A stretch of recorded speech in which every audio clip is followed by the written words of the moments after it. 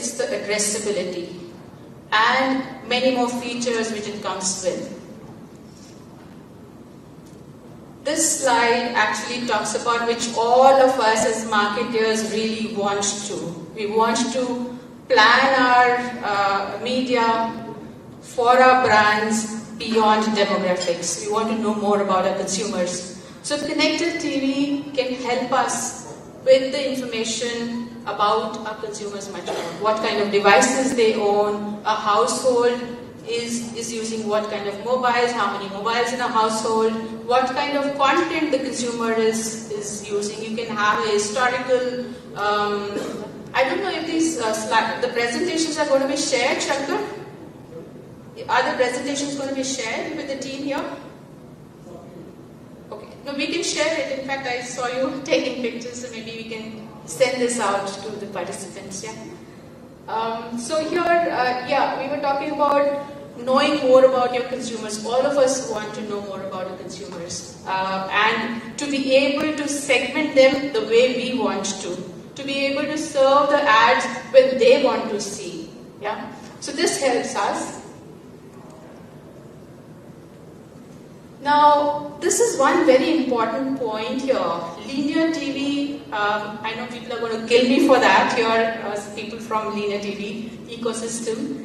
But linear TV is always being believed to build brand awareness, brand saliency over a longer period of time. And I come from the world of measurement where we say, you know, we did a TV campaign, but we haven't really seen a sales uplift.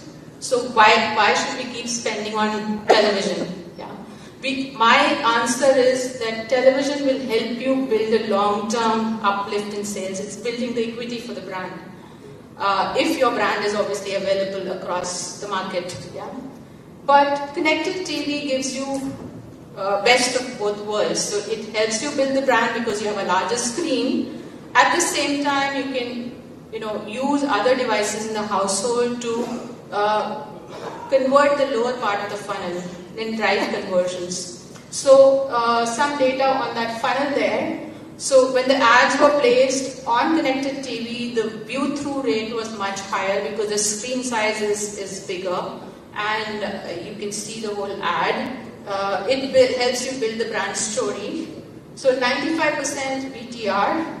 I heard somebody saying that even on linear TV or digital, people start looking at CTRs, VTRs, those measures. One should look at the long-term effect of the campaigns that you're doing. These matrices are also important, but yeah, should be taken with a pinch of salt. Then the action, which is the CTR here, so you can actually offer a clickable ad, and we'll talk about that later. And even click-through rates are higher, quite decent on connected TV. Yeah? So this is going to be important from a marketer's and a brand perspective that you are using connected TV as an ecosystem to place your ads, but you're able to do the impact across the funnel, which digital usually posts about, converting or impacting your lower end of the funnel. Some more benefits for connected TV advertisers or brands who want to advertise on connected TV. So you can actually reach very precisely your target audience, especially Gen Z, which are very difficult to find on linear TV. So you can catch them here. It reduces the wastage because you can precisely target them. You can also build attribution models because you have some matrices coming out of the platforms who help you place your advertisement.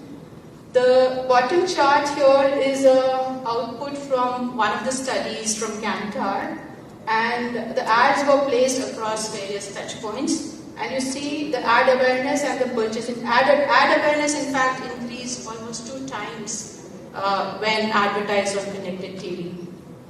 And purchase intention also increased. So these are the matrices actually we use for television campaigns because you don't have, apart from reach and frequency, there is no other impact that you see on the brand. So we say brand KPIs are improving for you. Yeah, so these you see even connected TV brand KPIs are improving. Some more data, we heard this in the morning as well.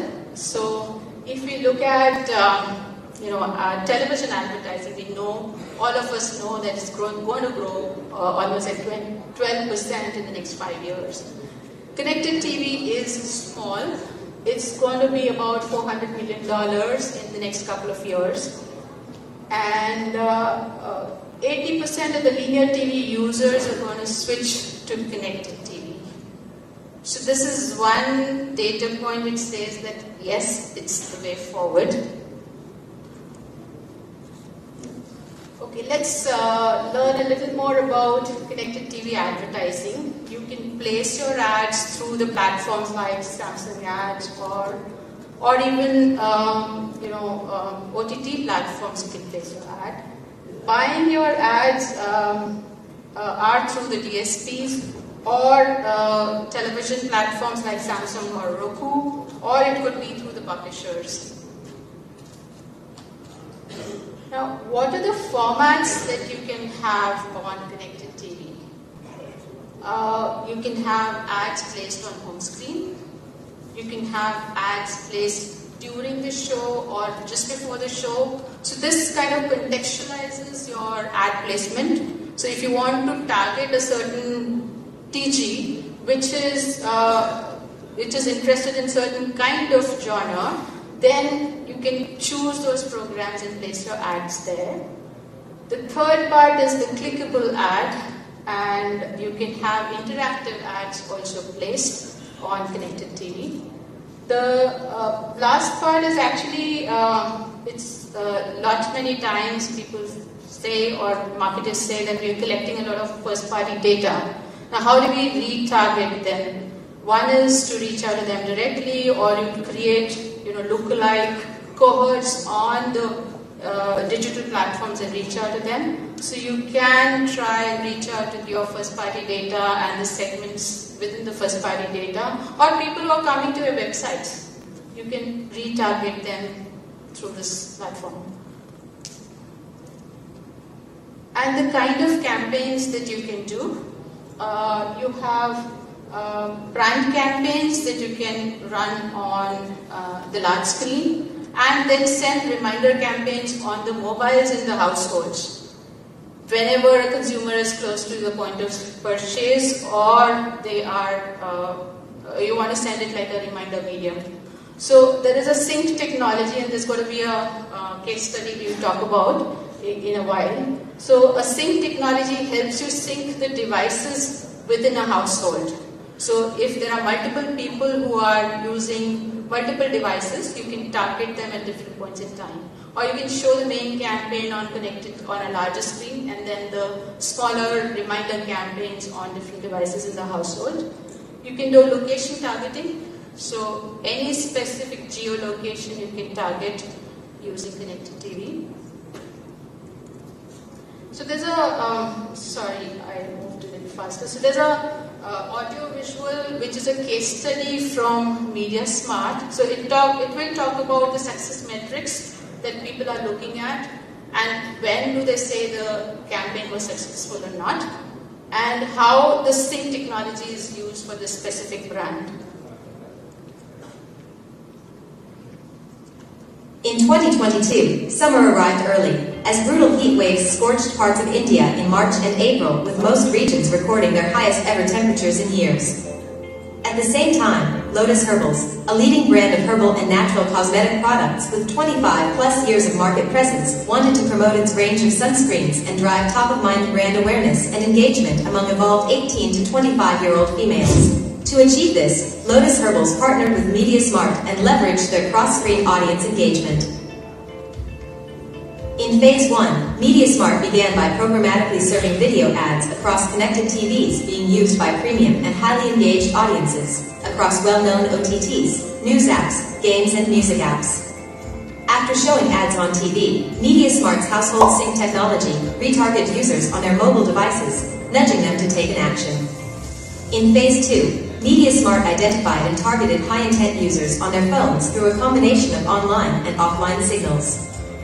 Apple NDMP, available exclusively on the MediaSmart DSP, is an audience intelligence platform having a deep understanding of over 550 million device IDs in India based on appographic data, purchase intent data, transaction data, and behavioral data. Apple NDMP's tech helped Lotus in researching high-intent users who were interested in personal care, female fashion, lifestyle, and shopping. The precise audiences derived using online signals were further layered with offline signals using MediaSmart's location-based audiences, which helped in identifying users working in corporate parks, studying in universities or colleges, and frequently visiting salons, spas, and shopping malls. These highly targeted omni-channel audiences were shown a weather-based innovative ad unit which recommended the right product out of the Lotus Safe Sun range based on the temperature and humidity in the user's location, thus delivering a unique user experience. At the end of the campaign, the brand saw phenomenal results by reaching 7.4 million plus women across India and achieving a phenomenal VTR of 93.31% on connected TVs, along with high CTRs of 1.92% and 1.51% on the weather-based innovation and standard banner respectively, leading to a significant impact with sessions being delivered at low bounce rates with new users visiting the website. Thus, MediaSmart made a pivotal contribution towards Lotus Herbal's achievement of an online sales growth of 166% during the campaign period and reaffirming its market standing as a leading player in the sunscreen category.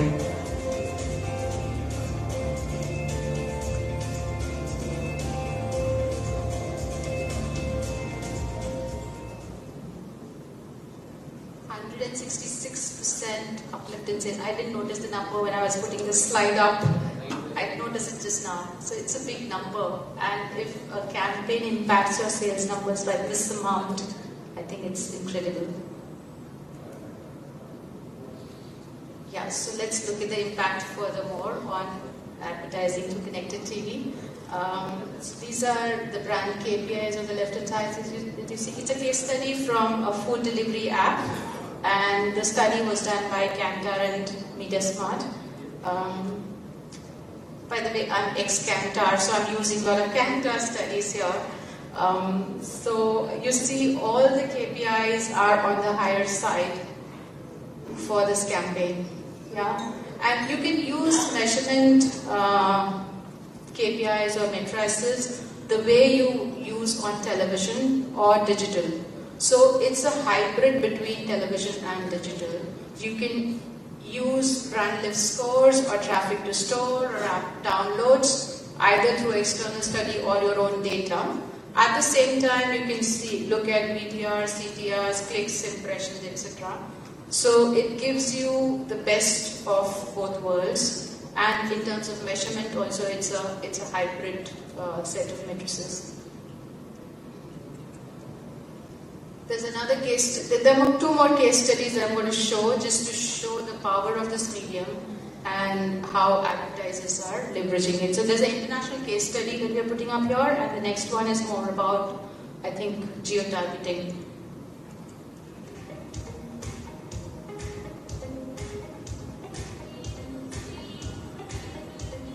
Burberry, a luxury, iconic, and renowned fashion brand across the world, wanted to launch their Fall-Winter 2021 collection, Open Spaces. The campaign celebrated the fearless spirit of exploration, which connects us with one another and the natural world. The choreographed spot leaned on the brand's heritage of creating iconic outerwear. Burberry launched this collection for ultra-premium users across UAE who were consuming on-demand content on their large screens. Burberry partnered with Dentsu, TechVantage, and MediaSmart to leverage the technology of connected TV in order to reach these ultra-premium users, which was one of the most premium platforms for on-demand content consumption.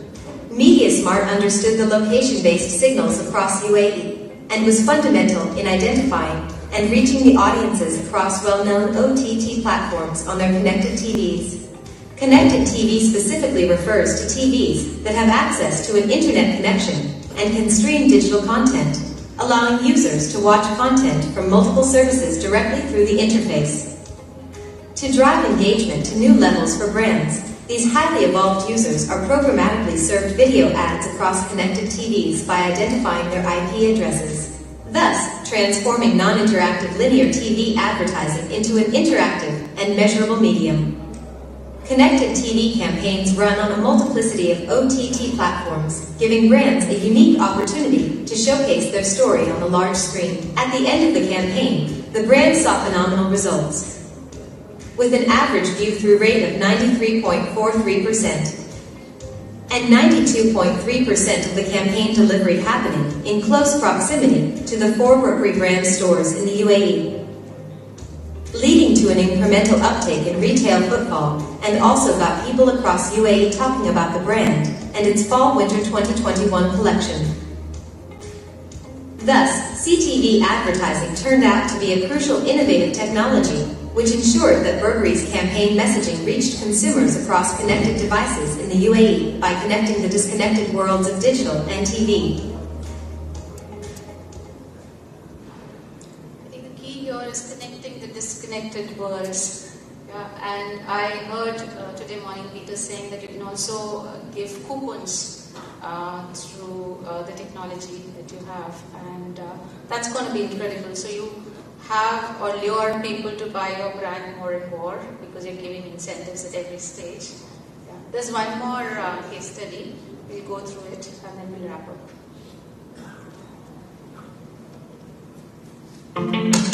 Spotify, the global audio streaming app, came up with a unique Dil Filmi Tu Suno Filmi campaign looking to tap into India's penchant for Bollywood songs.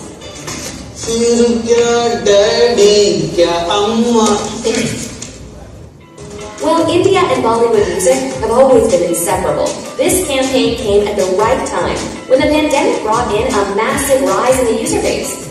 Apart from promoting the Dil Filmi Tu Suno Filmi campaign, the objective was to target the Tier 2 cities along with top metros to gain new users for Spotify and drive engagement.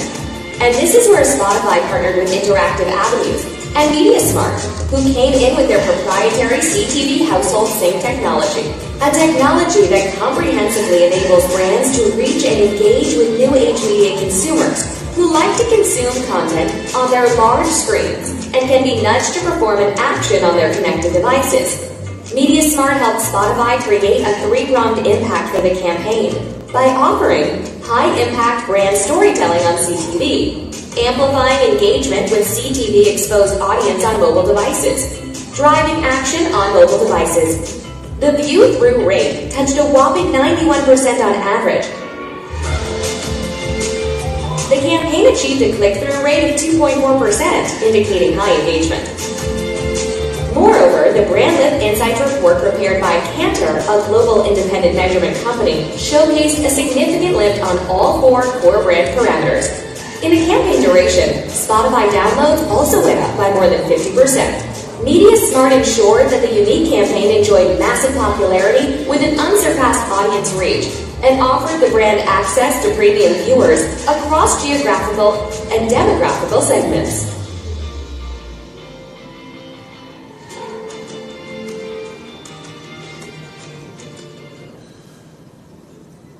By the way, this campaign was very high on linear TV also at one point in time, and I remember this ad very vividly. So after seeing all these case studies and the data points, I think this is the way forward. It's a win-win situation for consumers and advertisers. There's a lot evolving in this space, and we have new technologies coming in every day. How advertisers are going to leverage these technologies and consumers are going to leverage these is a way to see ahead. For advertisers, it's going to be much more accountable, much more in terms of the ROIs, and these days everyone is talking about ROIs on their marketing investments because that's the first budget which gets a cut when there are pressures on the business. So I think this is the way forward. I don't know whether you agree with me or not. So yeah, thank you for your patience. I hope I have not made you sleep. What's next after this? Yeah, Peter is going to bombard me with his questions, I guess. Sure. Yes, may we please request Mr. Peter to join us on stage and have a questioning session with Ms. Virwinder. There's one question from the audience here.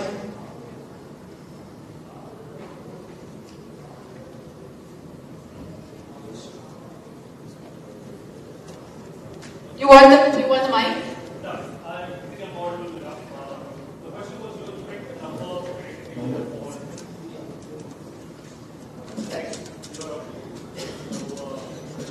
all of the digital file was digital would cross the linear revenues, say, next 45 days. Digital is going to be over and above that, of course, because this was from the linear or television advertising. We were talking about the percentages. Is there going to be a shift, or is it going to be a buy of the cake? It could be a mix of that, because digital is you see, while digital has come, you don't see really television advertising declining. It's over and above that.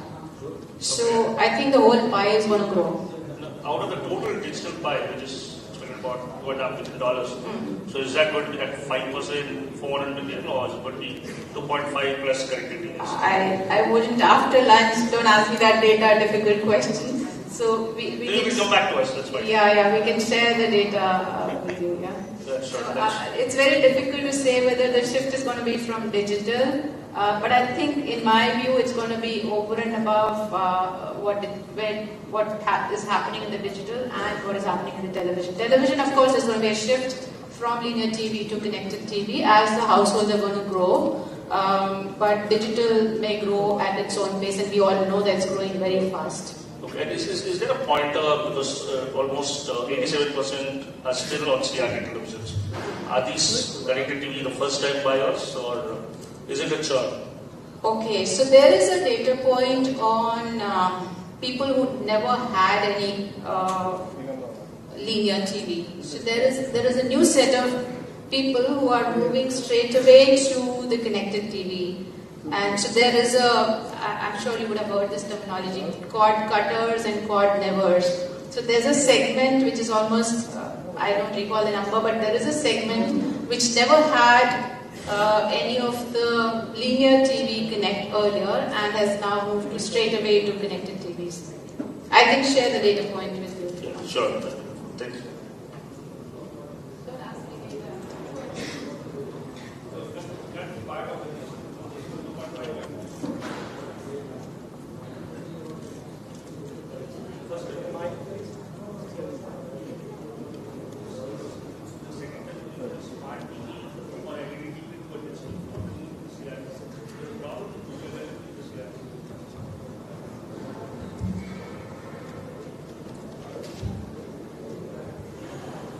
Vinda, thank you very, very much indeed. An excellent presentation. I learned a lot. I'm sure everybody learned a lot with that. And it's a fascinating time, isn't it, for the TV industry? Oh yeah, all of us are learning. All of us are learning. Everything, every day there is something new, some new technology. In fact, we were talking about it. There are a lot of small boutique agencies coming up with innovative ideas on the media consumption, media technology, and I think it's going to grow. And you will have new technologies like yours coming in, of course. Absolutely.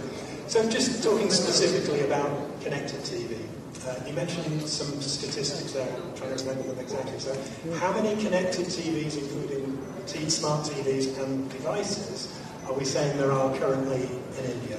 Was it 18 million? So about 20 to 22 million households have the connected TV today. So that's about 10%?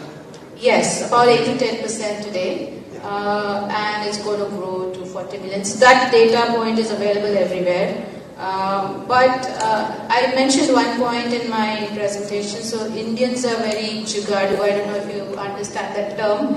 So we use alternate ways to make things work. Yeah. So we know how to make a standard TV, connected TV if we want to. So you might see that number growing much faster. So your Qyou cable, things like that? Oh yeah. Exactly. Yeah. And AirPlay. So there's lots of different ways to go. Yeah, I think the content is freely available. Freely in the sense it's not free of cost, but it is amply available in the market. People want to see good content, and I keep hearing that the regional content on OTT is also growing very fast in certain pockets. So people who wouldn't have seen their language, their vernacular version of the content, they are also seeing that. So content is going to be available. And now how do you access that content? Of course, I mean, nobody wants, I still see people on their mobiles, but I don't want to, spend too much time on my mobile seeing the screen. Sorry for that. But, you want to see and enjoy the content in a large screen, not on a mobile small screen. Correct me if I'm wrong, if you're watching cricket on a mobile, you can't actually see the ball? Oh yeah, absolutely. So, okay, for that also there are some solutions. So you can see a wicket from multiple lenses on certain apps. In fact, during the Football World Cup, you could see the goal from multiple angles. Linear TV, it moves so fast that if you want to, unless they show a replay, you can't really catch how the goal happened. Yeah? So at least on OTT or other platforms, you can pause it, see it from multiple angles. So that's a good thing. Now, I understand Netflix, for example, are going very big into regionalisation content. In fact, the one that's just about to win all the Oscars, the All Quiet on the Western Front, is a German language film. And apparently in Germany, subscriptions have gone through the roof to watch their own Oscar film. So do you see regionalisation as a key driver?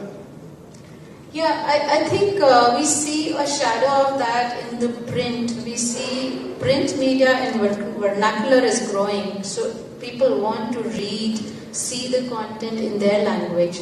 So regional vernacular is going to grow. Now, obviously connected TV has massive promise. Of course, it's going to take over eventually. But we're still looking at 90% linear at the moment. In terms of, you touched in your presentation on how to bridge the gap, as it were. Do you see any measurement in terms of linear TV? On the premise that a lot of the content creators in India, Sony Live, Hotstar, etc., are all owned by the linear guys. How do you see that panning out, and what kind of integration between the two sets of measurement can we look forward to? That's a challenge. It's a big challenge with most of the marketers, and I see you nodding because you see television campaigns in isolation and the impact of those in isolation. You see digital in isolation. Within digital, I've seen performance marketing teams are working in isolation. The brand marketing teams are working in isolation. So these are silos which are created within an organization. So if as a category head or a marketing manager, you want to see the impact across, that's a big challenge. In fact, we are doing a lot of work at Deloitte, trying to bring some meaning out of the whole thing, trying to bridge the gaps and see the data together.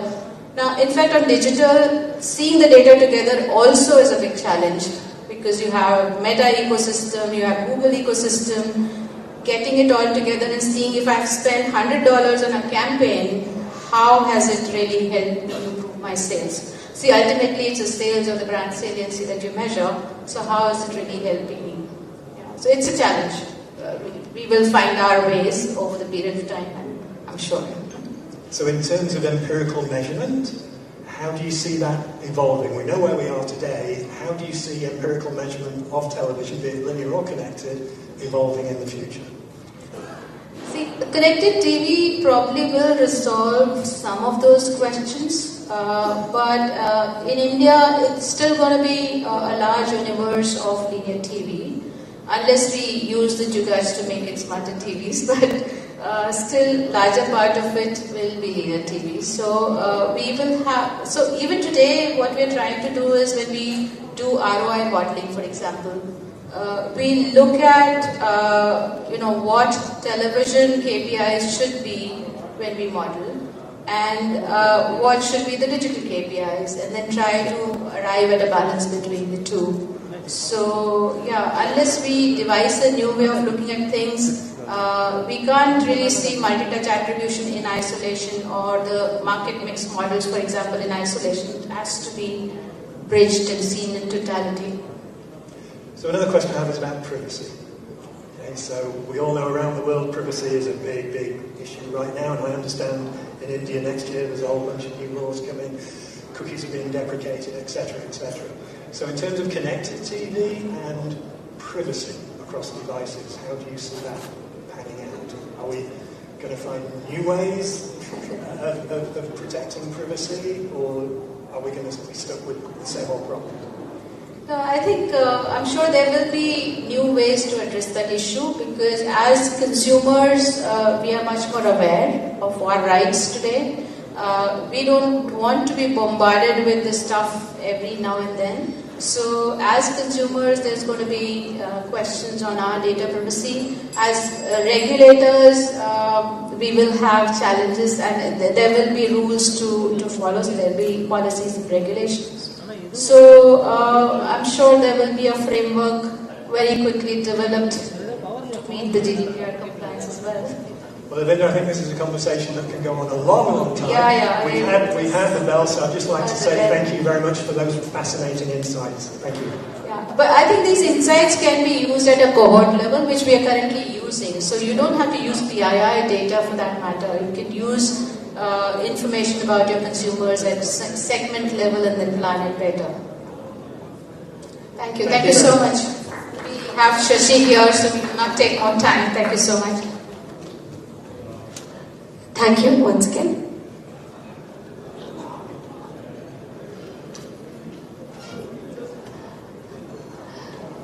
Oh, Ms. Ravinder ma'am, I think that was a very great session and a great presentation. Thank you so much. You deserve a round of applause, ladies and gentlemen. May we please invite Mr. Vishal, CEO, Madison Digital and Madison Alpha, to join us and felicitate Ms.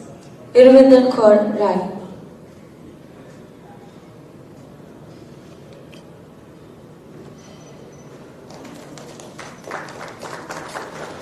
It will be great if all three of you join us for a group picture.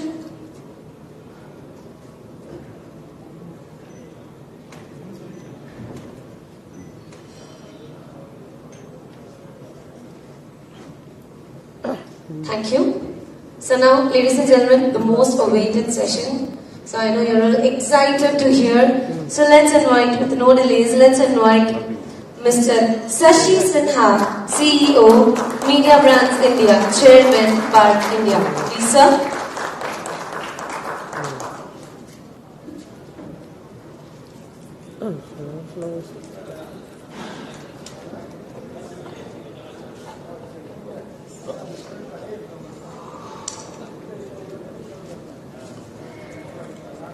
Are you giving me a clicker for the presentation?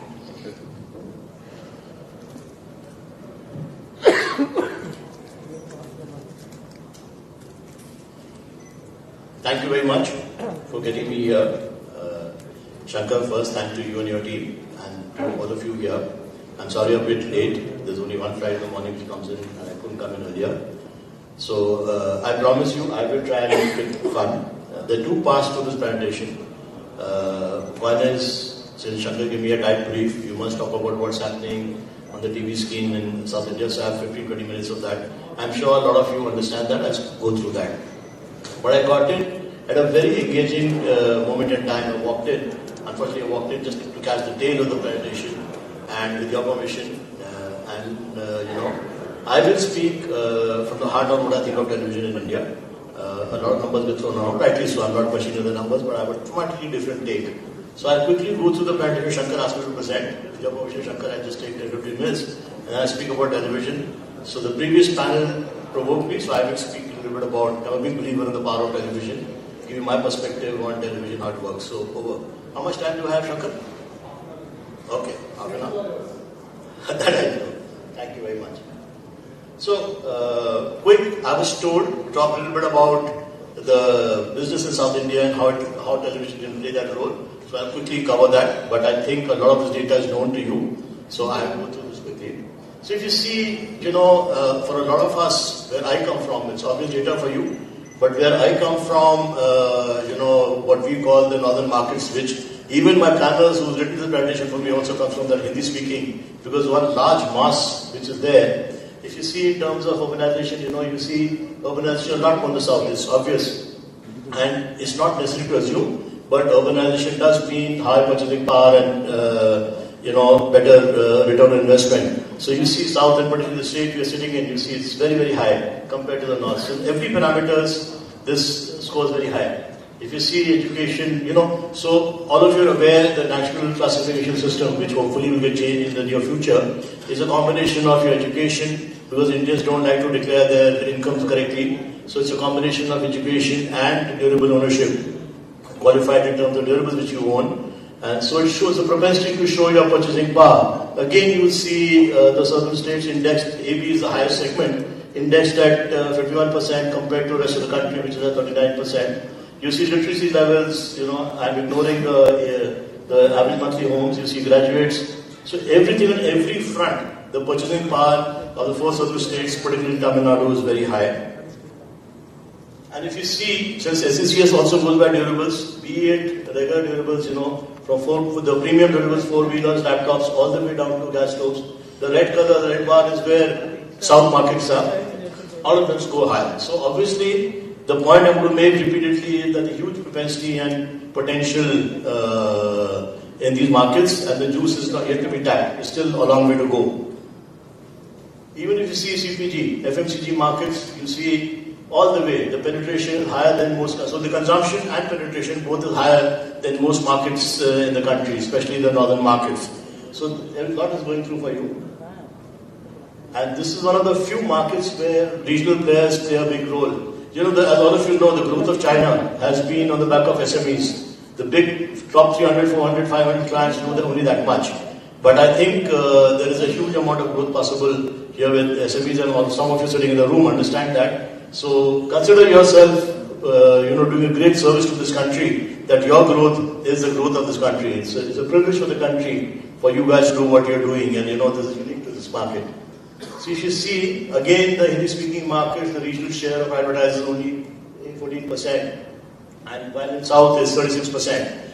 And this could be one of the reasons why linear television is under pressure. I'll come to that in terms of pricing. Because, the inventories are a lot more than what is being bought. India, and I'm talking of the North, or the HSM as it's called, and I'll come back to this point, I'll circle back, I'm trying to come back to that point later, is that India is, if you apply PPP, is the cheapest advertising market in the world, if you compare to developed economies. I repeat, if you apply purchasing power parity, advertising, because the supply is greater than the demand here.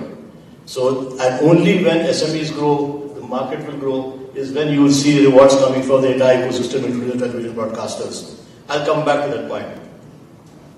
So you see there are 80 plus advertisers here, across categories, but you see retail is very key. So the fact is alluded to that, retail is available everywhere, but branded retails, SMEs, in that segment is a very strong segment. They have shown the growth of the market, and the rest of the country should learn from this. So this is something which is again very, very unique to these four southern states. Obviously Tamil Nadu is a lot bigger, but across the board these are the four southern states where this is.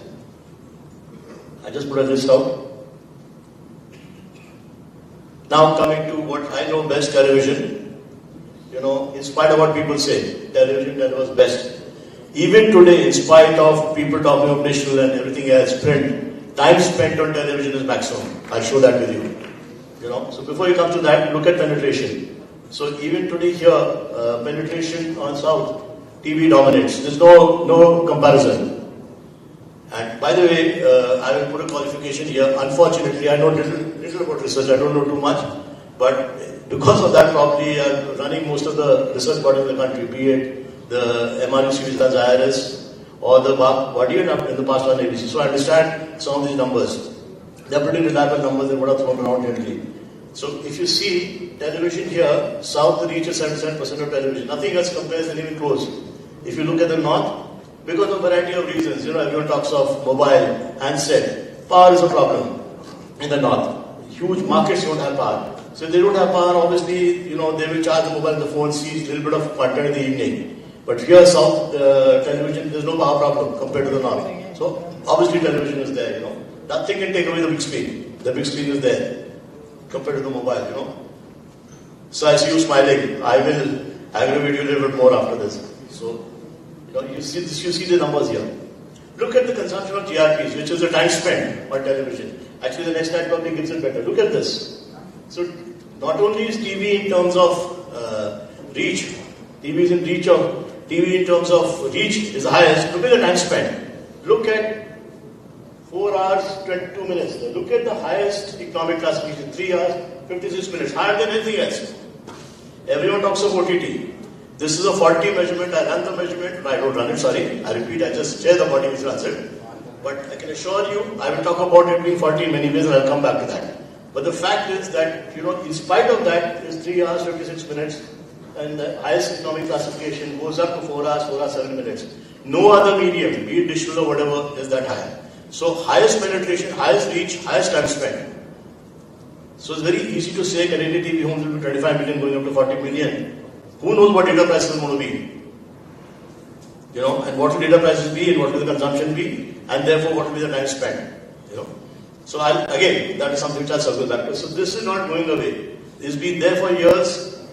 It still is. In spite of OTT, in the HCCSA classification, which is on top, 3 hours, 56 minutes. Not many countries in the world will give you that kind of consumption. The first southern states give. Have faith in this medium. And of course, therefore, the key things is we like our operas and our movies. You see the share there.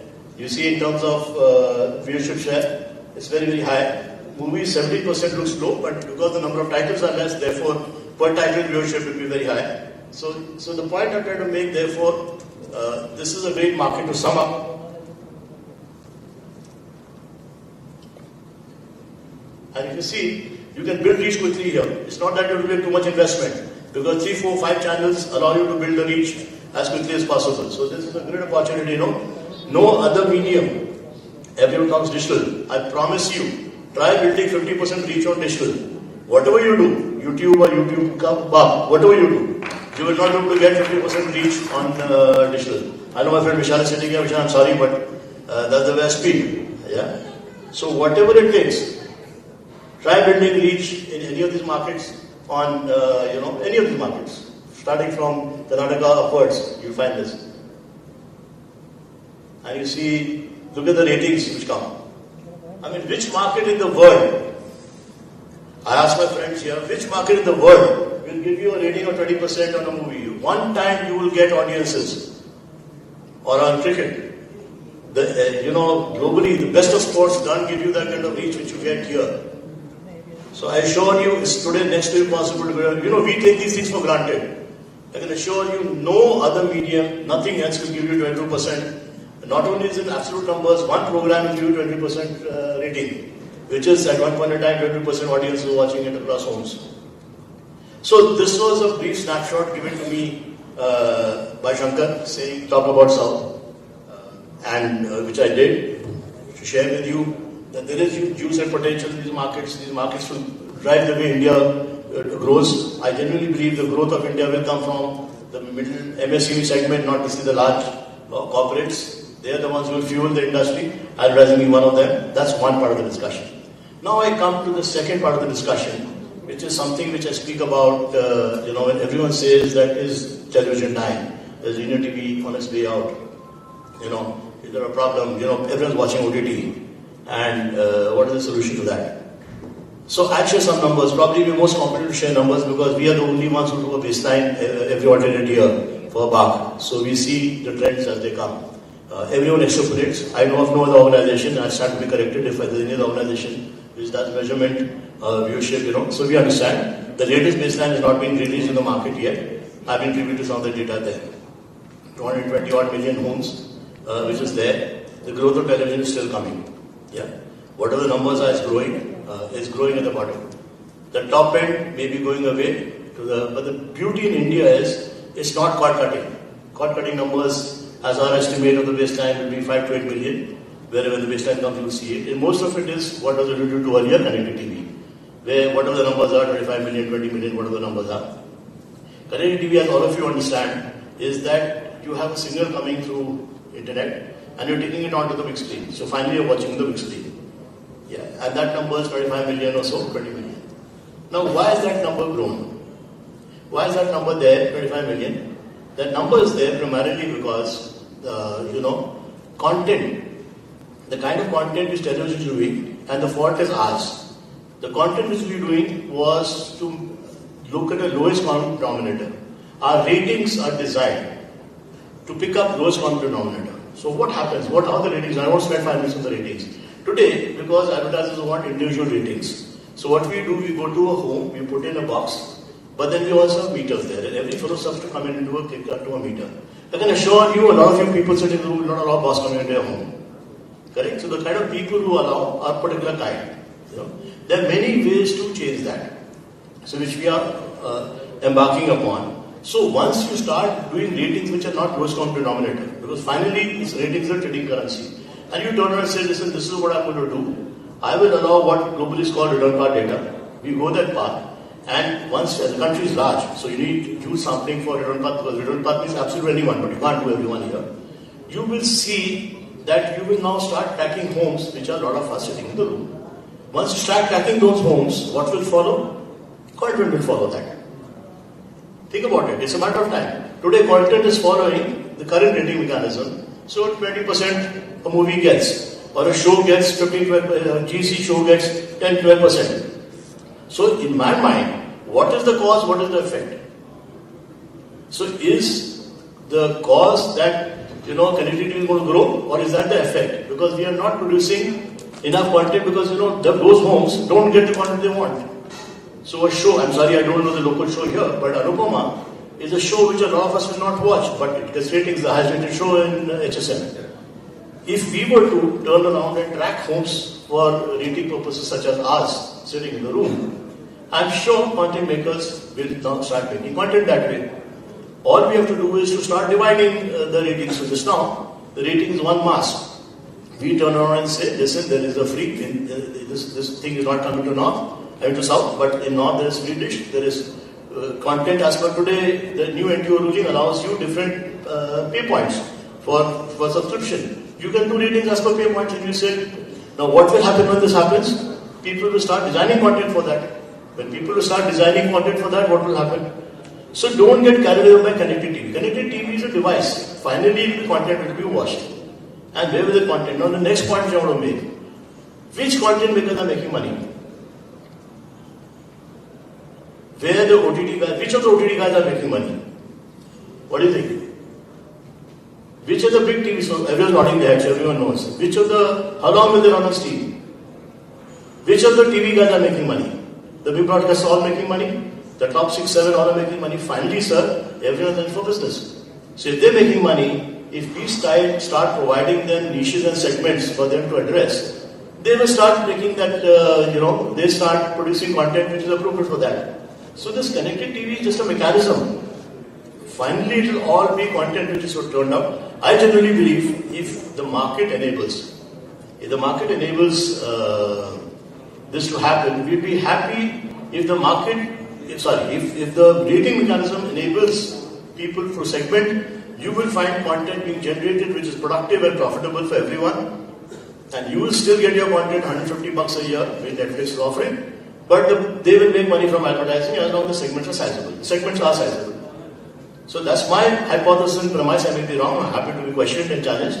But it is the case of the tail wagging the dog today. It's a case of what is the cause, what is the effect. Connected TV will, tomorrow it'll just become a delivery mechanism, nothing else. So whatever the numbers, So on one side, will data prices go up? I don't know the answer. If data prices go up, you will find consumption of OTT coming down dramatically, because obviously content consumes a lot. On the other side, we have to enable our TV producers, TV channels and broadcasters to ensure they capture the segments, and they can capture those segments, and they can obviously make money from that. So that's the second point I want to make. So this is on the content side. The third point was, that so I've covered data. the last point which I'll say, I forgot my thread. I'll just come back to that in a minute. Yeah, so this point which came of cross-media measurement. Yeah, when will cross-media measurement happen? I'm glad you asked the question when I walked in. Yeah, this country is ready for cross-media measurement. We have the capability. As everything that's in India, capability exists. We have done enough pilots. I don't know many people in the room know. Even today, BARC is running a 12,000 panel which captures digital data. It's too small a panel because you need to aggregate data for that. But we have the capability. The fact that we have not done it because we first said there are many reasons. Because in India, most of the issues are not technology driven, they are stakeholder management issues. So the stakeholders said, listen, we have on television allowed ourselves to be scrutinized by third-party measurement. While the global players on digital have not. They have all gardens, they're doing their own measurement. Why the hell should we screw ourselves, pardon my language, by not putting one more thing in our thing, nail in our coffin? So let there be critical mass, let the shakeout and OTT happen, let the strong ones survive, then we'll see we are ready to do third party. Cable is not a problem. BARC has a tie-up with Nielsen which you've done 4-5 years back. Like I said, we're seeing the data, but we're not publishing it. So it's not a capability issue, it's a stake, and rightly so. I also believe so as stakeholders. Why is it that we should expose ourselves to third party when the big global companies on digital don't do it? They're fragmented. So to sum up, I genuinely believe there is truth in television. I believe there's money for the TV broadcasters. Because they'll make profit, they will finally invest back. OTT is a great story to tell, but OTT will remain with the big broadcasters. The TV guys will finally get their act up, whether it's Hotstar or Zee or 5 or others. I'm keeping Amazon out of it because Amazon is a different game altogether. But these are the guys who will finally remain. We as a television measurement body, and I speak now wearing the hat of BARC, have to do a lot to enable the broadcasters to flourish.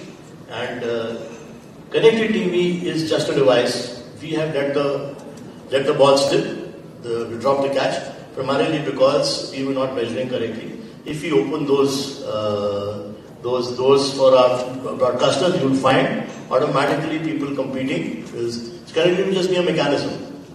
And don't ignore, I don't know if you agree with me, but don't ignore data prices. It's not going to be easy when you start consuming content. It's going to be big guzzlers of data. Thank you very much. Hope you like. Thank you, sir. It was a great session. So may we please request Mr. Shankar and Mr. Bharat from Fourth Dimension to join us on stage and felicitate Mr. Sashi Sinha.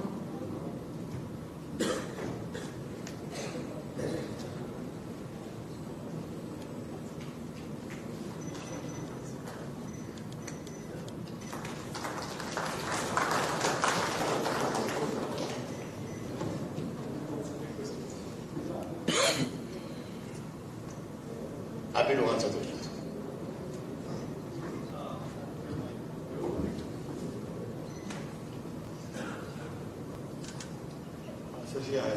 So I think I agree with you on the fact that linear TV is not, I don't think linear is dying or anything, but the terms that the industry is using are a little convoluted. Connected TV is again just a device, but if I go back home, my mom still watches the G's that she does. She watches it in a linear format through the net. Absolutely. So it's the mediums that are only changing. So whether it's news or GEC, news for that matter, a huge chunk of news comes through VOD on YouTube. But there are people like cord cutters, as we call them, but they're still consuming news live. Whether you're consuming a Aajtak on a Z5, linear content still continues. It's just the measurement that needs to report it. Yeah. So as per a survey that we ran, which is being used by a lot of news channels, almost the overall consumption is going up only. Yes. Of linear content. It's not gone down. The consumption relative to OTT might be lower because OTT is a new kid on the block. And the kind of content that goes up on OTT, VOD is obviously uncensored. It comes with its own, appeal. It's all new. Yeah. But TV is there for a long, long time. It's like, and I'll tell you what, old habits die hard. We had this at Astrogen yesterday with Sam. Print would have died like ages ago, if it was not habitual, why would you buy a piece of paper, like, when you get even more news, even fresh on a mobile phone? Television is habit. Television is audio-visual, it's big screen, mobile is small screen, so there are too many facts to it. So, it's only the terminology. It's not about TV versus OTT. I think they're all self-complementing each other. Absolutely. More of adding to what you said. No, I just make two minor points to what you said, to add on to what you said. One is that I believe there's a great opportunity for the people who are the big broadcasters who are already playing in linear TV to exploit this quote-unquote linear TV game for the reasons of economics there. You raised a very pertinent question on news, and that's very interesting. So that's a separate chapter by itself. But in my opinion, a lot of time spent, which I showed the 4 hours or 3 hours, 40 minutes, I should have broken it up. My memory serves me right, and I don't want to comment whether I don't remember the numbers. News is somewhat low in time spent. Yeah, that absolutely. So news reach is very high. I don't know if you know. I'm sure you're aware of this. The reach numbers. So one of the leading broadcasters on BARC, and our panel looked at about 150 million in a month. Reach at 1 minute. On digital again it will be 1 million, but it's all linear broadcasters. So the reach is very high. And news, in fact, the time spent is dramatically lower. So the average GRPs come down dramatically. That shows the consumption. So news obviously is something which is topical, therefore the reach will be high. But then you lose attention span. But I think the larger point which you're making, I fully agree with. This limited point I'm making is that these are terminology, and you latched on to that. And we are responsible for some of this to happen. Just to elaborate, BARC couldn't do segmentation earlier for a variety of reasons. No one knows this under the radar. He just started rim weighting last week, the first set of data. Unfortunately, the data has come in the middle of this whole crisis with distributors. But we just started rim weighting. Now, rim weighting allows us. So if you want to start segmenting, for example, whether we do dash 1, dash 2, dash 3, dash 4, I'm not getting into that, or we do cable DTH free separately, that possibility exists. So there's a lot of segmentation possible for us to start slicing and dicing the markets, which will then give opportunities to broadcasters, to producers to target segments. Thank you. Thank you very much.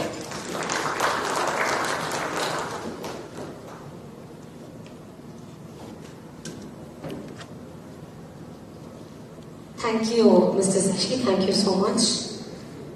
So, ladies and gentlemen, before moving into our next panel discussion, so it is so mandatory for me to do this post-lunch and having a panel discussion and speakers, at distance. So, a small energizer activity amidst the audience. So, yes, so when I tell one, I want everybody to clap once. Can I, please? No. When I tell one, it's only one clap, single clap. Yep. When I tell two, I want you to clap twice. When I tell three, yes, no clap. When I tell three, you're not supposed to clap. Yes? Okay, so I'm just going to observe how many of you really attentive and not yawning. Yeah? 1, 2, 1, 2, 3. 1, 2, 3. Okay. So these noises, I think people at the back, you're awake now. So ladies and gentlemen, moving on to the next panel discussion on the topic is digital, the new growth. I think this is one of the most wanted topic, and we have the moderator, Mr. Arjun Bhatia, to join us on stage, the Senior Vice President and Chief Marketing Officer of Matrimony.com. Years before, I was so badly, in need of your website, sir. He specializes in making a market for cutting-edge technology, products and services using both traditional and digital marketing channels. Welcome, sir. May we please invite our next panelist, Mr. Anil Airur, Group COO, Insight Media. May we please welcome our next panelist. So, he believes in a work-in-progress entrepreneur with a passion for venturing into uncharted territories, developing team and business. May we please invite Mr. Deepak Karnani, co-founder, One Native Advertising Private Limited.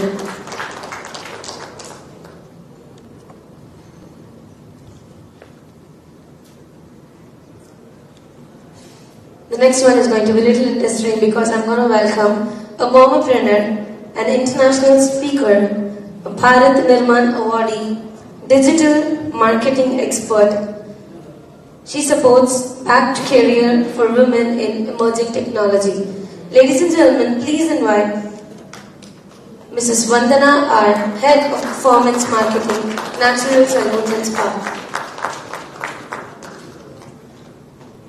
So let's invite Mr. Yatin Balyan, Managing Director and National Head of Investments, India, Omnicom Media Group. So he is a media professional over 15 years of experience in planning and buying. So currently he is driving investments across media. So looking forward for a very great discussion. Over to you, sir.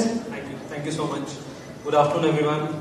So it's quite ironic that we are going after Mr. Sinha with a topic called "Is Digital the New Goliath?" But thanks to Shankar for bringing this topic up. I think this is the elephant in the room and we should address this. So I'm glad that I have a very diverse set of panelists sitting with me to take onto this topic and have a good conversation. So before I kind of start taking views from the panelists and start opening up the session, I just wanted to share some data points. We have heard some of these points from Irvinder earlier and also Mr. Sinha, but just to kind of set the context of TV versus digital and where we are going and hence this topic. So India, as you know, we are a population of 1.4 billion. There are 310 million households in this country as of now, and out of these 310 million households, 210 million, 210 million are households which have TV. Roughly translates to around 850 to 900 million viewers.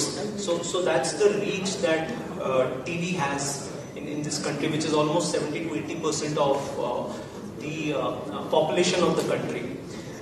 When it comes to smartphones, and I'm using digital smartphones as a proxy for digital, because we all know that primarily digital consumption is happening on smartphones.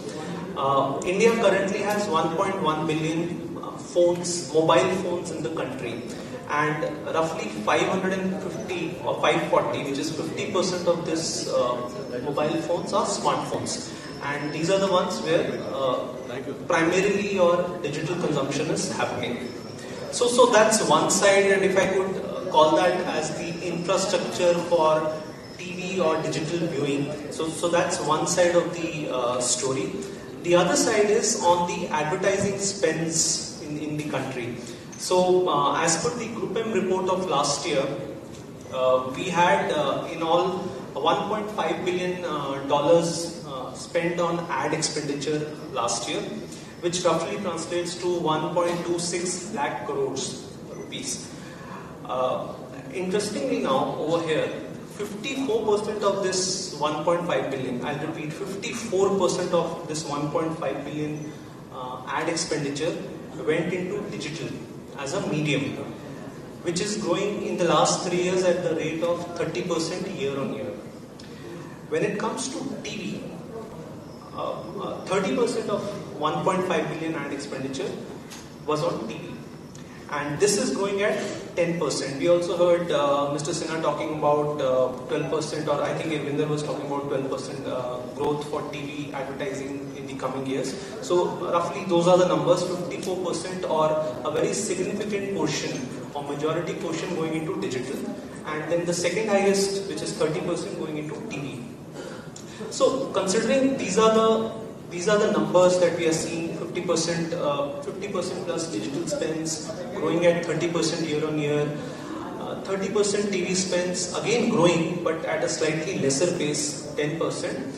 The question is then, is digital the new Goliath, or are we missing something behind these numbers? That's the most important point to discuss. So I'll start with the panel and put this question across to all of you. My request would be if you could give me like a 30-second sense right now on these numbers that I spoke about. What do you think? Is digital really the new Goliath? We'll start unpeeling it more, but just a 30-seconder on your top level comment on this. Yeah, Yatin, you can go ahead since you already picked up the mic.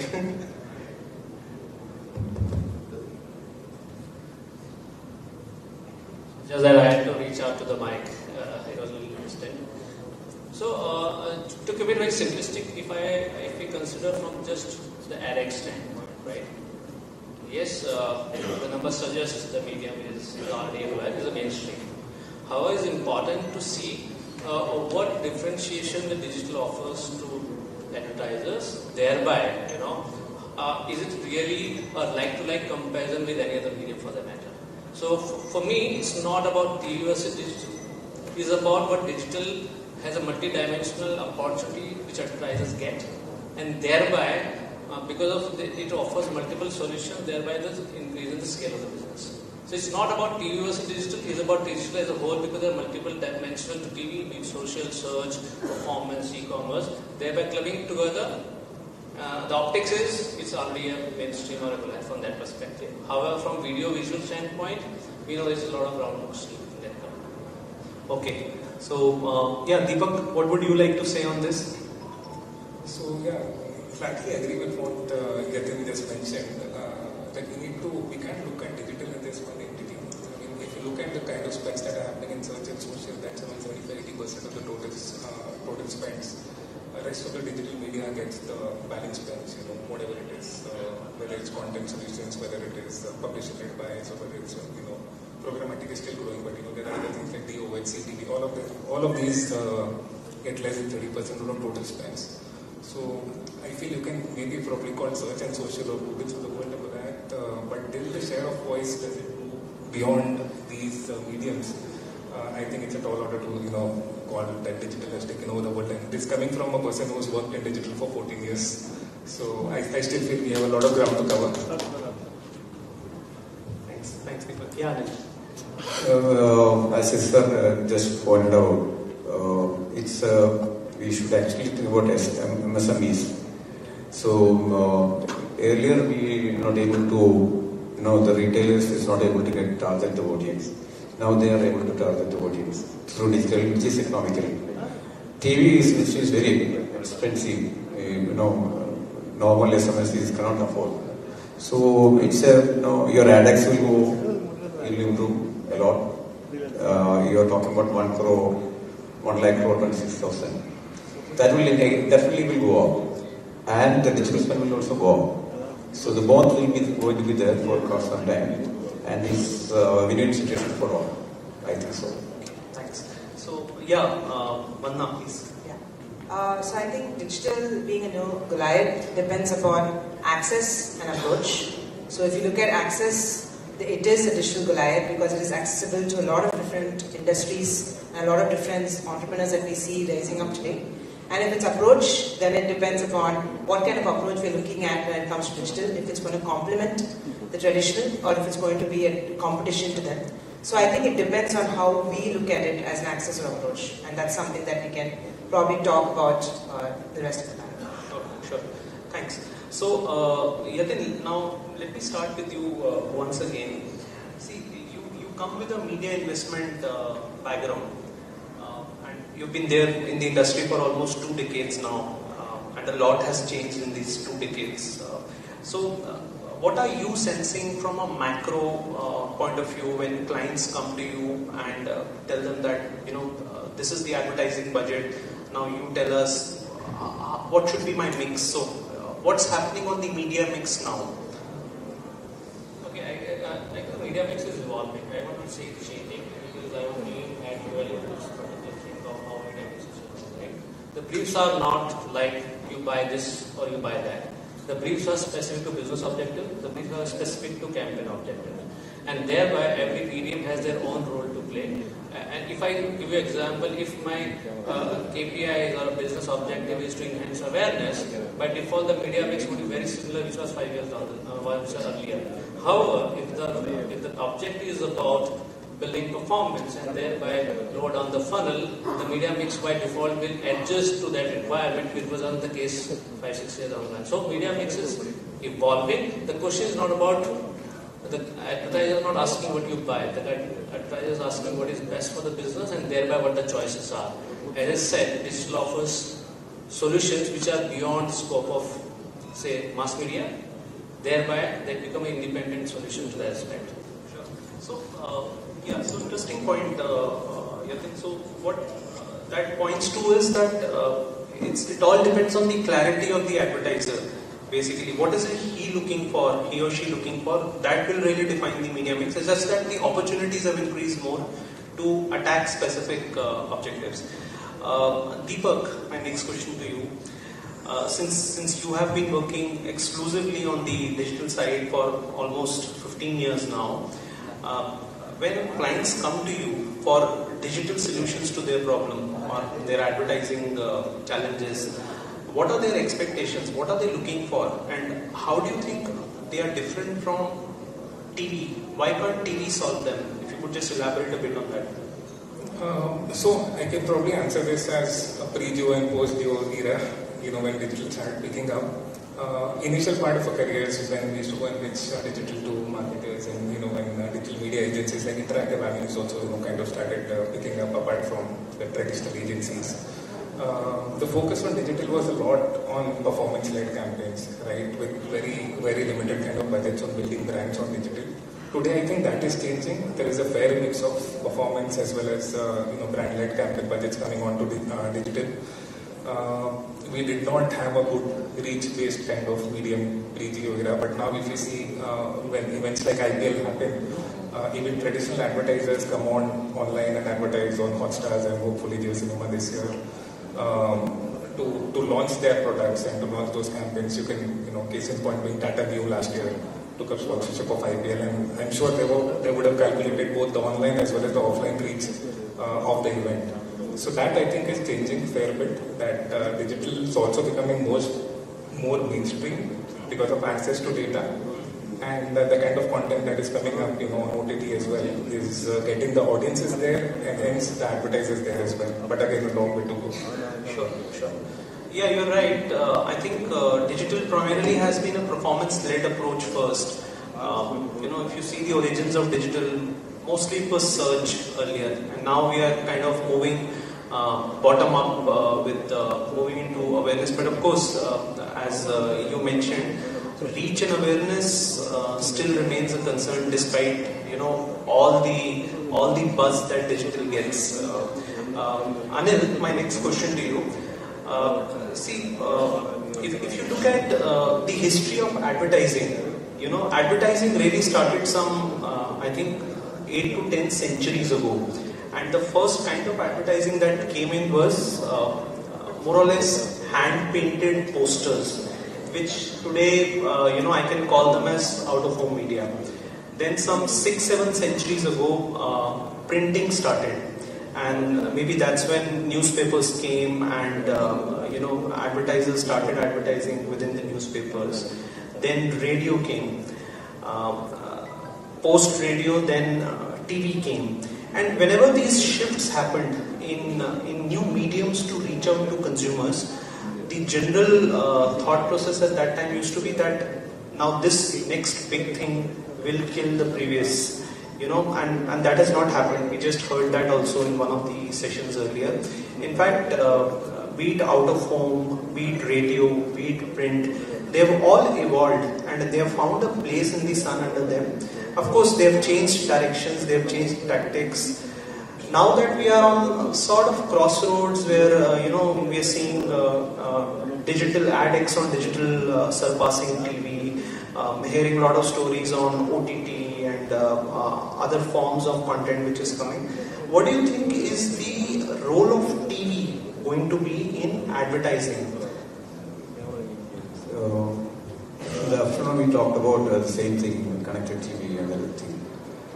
See, it's all about content only. Content is the key.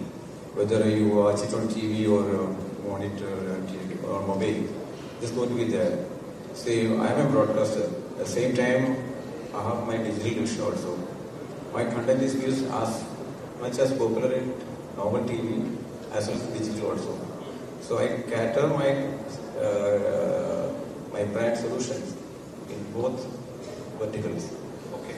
So they are getting benefit out of it also. Sure. So it's all about how you make content for that. It's not that somebody wants only TV content. See, content is people like good content. Yeah. Do you make good content? Is not it. First of all, the first question. Yeah.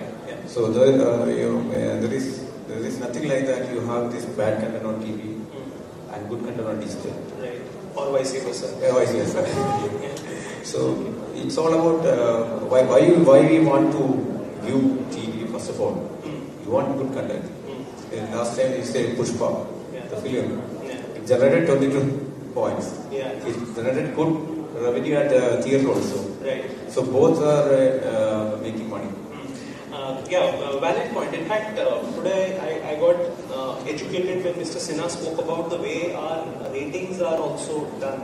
And, ultimately, content providers, and here I am talking about any kind of content provider, be it a TV network or a OTT player or a Netflix or whatever, they will build content basis what they see is gaining traction.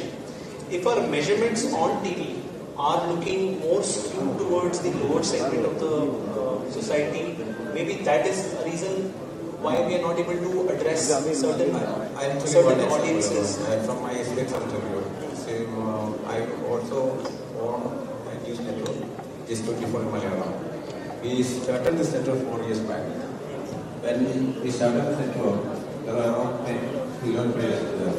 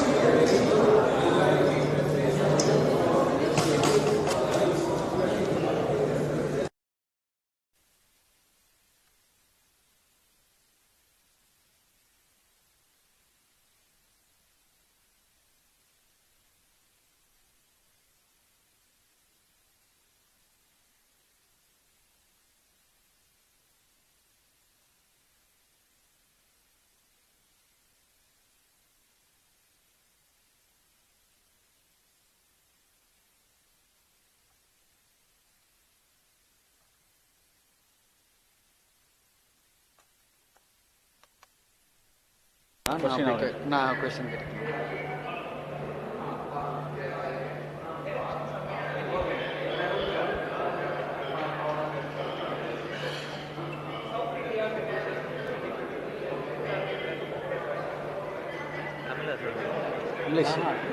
English, Hindi.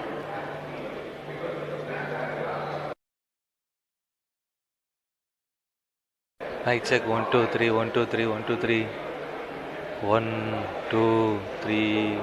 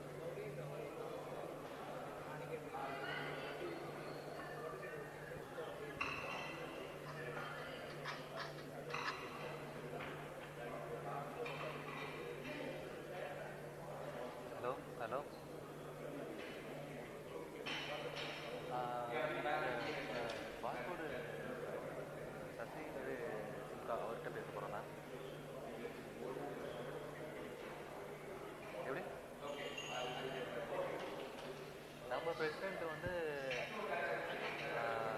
இந்த line பாருங்க அவர் சொன்னார்.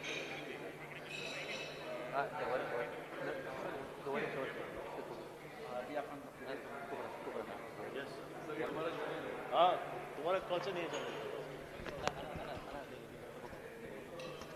free flowing already trouble is there now, already together. Yeah. BARC.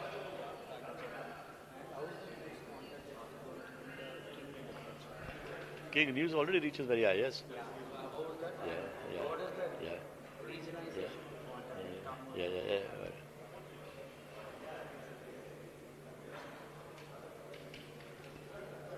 Yeah. Hi, I'm Shashi Sinha. I'm the CEO of Media Brands, which is a media buying agency in India. I'm also the chairman of BARC at this point in time. BARC, as you know, is the TV rating body. I think there's a very bright future for TV in this country. You know, even today, TV is dominant as a medium, and within that, news. You know, most people don't know that news is finally, in terms of reach, people reach as big or as important as some of the other entertainment channels. So news does very well, and news is always topical. The thing with news will be that as you get more and more local, each market, each language, each city, and you cover local news, you know, and the fun thing, before I come to news, the content is consumed always in the local language. People prefer hearing, understanding. They understand 5 languages, but content has to be in their own language. And news is something which is so topical that everyone wants to know, everyone wants to be informed. India, the country, is a young country, and young people always want to be informed. So I think anyone who plays in the news space, as long as it's balanced news and it's not biased, people can make out that it's biased, there'll always be a bright future. It'll never go away. Men, women, all audiences will watch news. So wishing all the best to all the news channels, and particularly your news channel. Thank you. Yes. We are part of a media buying agency, so we know all the channels, and particularly this channel we know well, because it does well in thing, and more than that, you have a great friend and evangelist in Shankar. So both the reasons we know the channel well. The channel does very well, and Shankar also helps in that cause.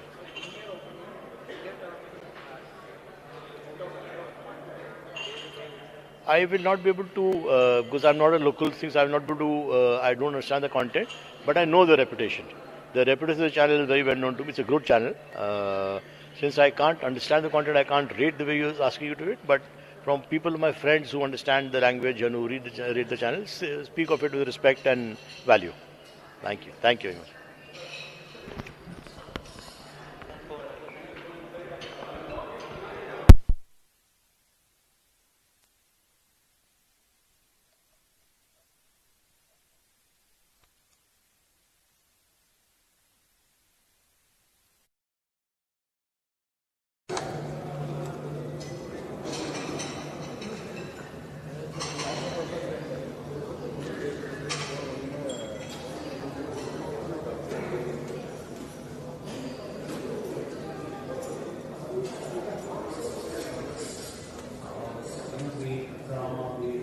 Sports, news and everything. Now that seemingly seems to be under threat with all the digital explosions that have happened, be it OTT on one side, which is offering entertainment, or YouTube, or even who knew that for a news channel now competition will also be Twitter, with news trending on Twitter. So what do you think, how TV will have to evolve to maintain that appeal for the new audience which will keep coming on? Still we have around 680 channels in India, which will get around 250 rupees per month. Nowhere in the world we get like that. So 140 crore population. Still the TV household, as you said, it's around 80 crore. And 800 million, 850 to 900 million viewers. So still a lot. So it is which affordable medium. But still digital will definitely grow. That will be there. But a larger area will still be the normal TV section. Sure. It's not connected fully. I guess this was one of the most interesting one. So the point is, I guess you have to dissect the bit in terms of from a content standpoint, right? What is available? So if the competition to television from audio visual standpoint, we can all say that it's YouTube is there, social is there, short form video is there, but actually are those alternate formats are serving you what TV serve, right? It's, for example, UGC, it's not a fiction or non-fiction plot-led content, right? The standard UGC, the same short formats. So what these does not still serve what TV provides to the consumer. Now comes to OTT. OTT in some form, yes, does provide the content. Now we need to further dissect OTT in terms of two forms. First is in terms of what is available to everyone, which is AWOD, and other is SWOD, right? In terms of SWOD, that's a kind of altogether different viewer behavior in terms of binge watch, basis as consumption as a convenience. But at the same time, the people who are watching this AWOD is, for them, the content is same as which is there on television. There is no change. It's just the same content is made available. This is a little.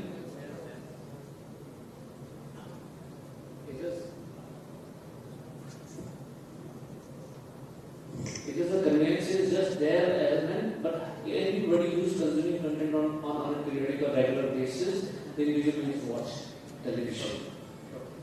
So in terms of evolution, okay, that's where television in the sense is already evolved. In the sense why? Because they are already producing content which is there on their respective OTT platforms. So Mr. adding to Mr. Sinha's point earlier, which he mentioned, they know the content. They know the content what for audience. They're creating content which appeals to different audiences, Gen Z or the latest measures of the people. They're doing it. But it's just at this point of time, they kept it for OTT for subscription-led audiences. They're making available content which is there by default in terms of television. Also, do you think now that TV is sort of facing this omnipresent kind of threat, the strategy of large networks, say Z opening up Z5, Sony opening up Sony Live, Sun opening up Sun Next, a good direction to go in. Do you think that's the way TV as a medium or networks, not TV networks, will evolve and stay relevant? As a media house, they should actually experiment on the verticals, which is coming up, like digital they have to, OTT they have to try out. Still, they cannot write off the current TV networks, the classic networks. They cannot write off. It's going to be there for quite some time, at least 10-15 years. Nothing going to be changed. But as I told you earlier, it's a combination of traditional media, digital, everything. So in terms of brands also, they will take leverage of all the available possibilities. Now, if you have 100 rupees, how do you spend that 100 rupees? How much amount you spend on digital? How many customers you want? You want 100 customers or you are satisfied with 10 customers? If you are satisfied with 10 customers, that's enough for you, for your revenue, or you want to build your brand. So, as we talked earlier, it's based upon the need of the brand. So, it's easily reachable. Even all the people right now in the whole, Google is tracing everyone. They know we are sitting in this hotel right now. If you're moving out, they know where we moved out. I'll touch the privacy part in a short while. So, Deepak, this one is for you. We talk about digital as if it's one huge monolithic beast, which is eating up 54% of ad expenditure. But as a marketing, person, when I am sitting with my planning teams and my agency, I find the whole digital piece to be very, very complicated. On one hand, I have display, I have search, I have video, I have social media, then I have the whole content bit. be it influencer marketing, be it user-generated content. Then I also have to see how much of my brand building I have to do on e-commerce platforms. So, what is your opinion on digital? Isn't it far more complicated and complex, hence difficult to even measure vis-a-vis TV, which is fairly simple if you ask. There are only few parameters that you have to check on, and then you get the advantage of massive reach with that. Yes and no to your question. Digital is a bit complex because there are a lot of elements to a digital media plan. Somebody from Yatin's team or somebody from Vishal's team would kind of second that it's not fairly linear. But as long as the advertiser is stating the clear objective of what he or she wants to drive from the money that's going to go to digital, I think there is a good mix of what we can or drive performance, as the case may be. And coming back to your question about being, how do we drive ROIs? The beauty of digital is that you can measure every outcome that you're set to measure, and there are ways and means of doing that, right? Whether it is view-through attribution or last-click attribution, whatever is it that you want to map can be done, provided that the goals have been set in advance and maybe your agency team knows what is it that you're looking for and hence structure a plan in a particular fashion. Having said that, again, it's difficult for even people like us who've been in the industry for long to keep up with everything that's happening in digital. Yeah. Okay, thanks. So, Vanda, let me bring you in over here from a perspective of a client, not an agency. While Deepak gave his perspective, what is your thoughts on when you are evaluating for your brand a campaign and you want to allocate advertising funds within digital? What is the complexity you face? What is it that is top of your mind to start making a media plan investment decision? So basically, it's basically divided into two, right? One is what kind of awareness are you trying to create an awareness about your brand? Do you want people to know about your brand, or do you want people to come and take part of your brand, be a part of your brand, right? So initially, in the traditional medium, if you see, it was more aspirational. People looked at it as an aspiration. They aspired to be the person they saw on TV or on print. Now it has become conversation. Now it is about, I am like you. So the brands are now coming forth and they're talking to everyone.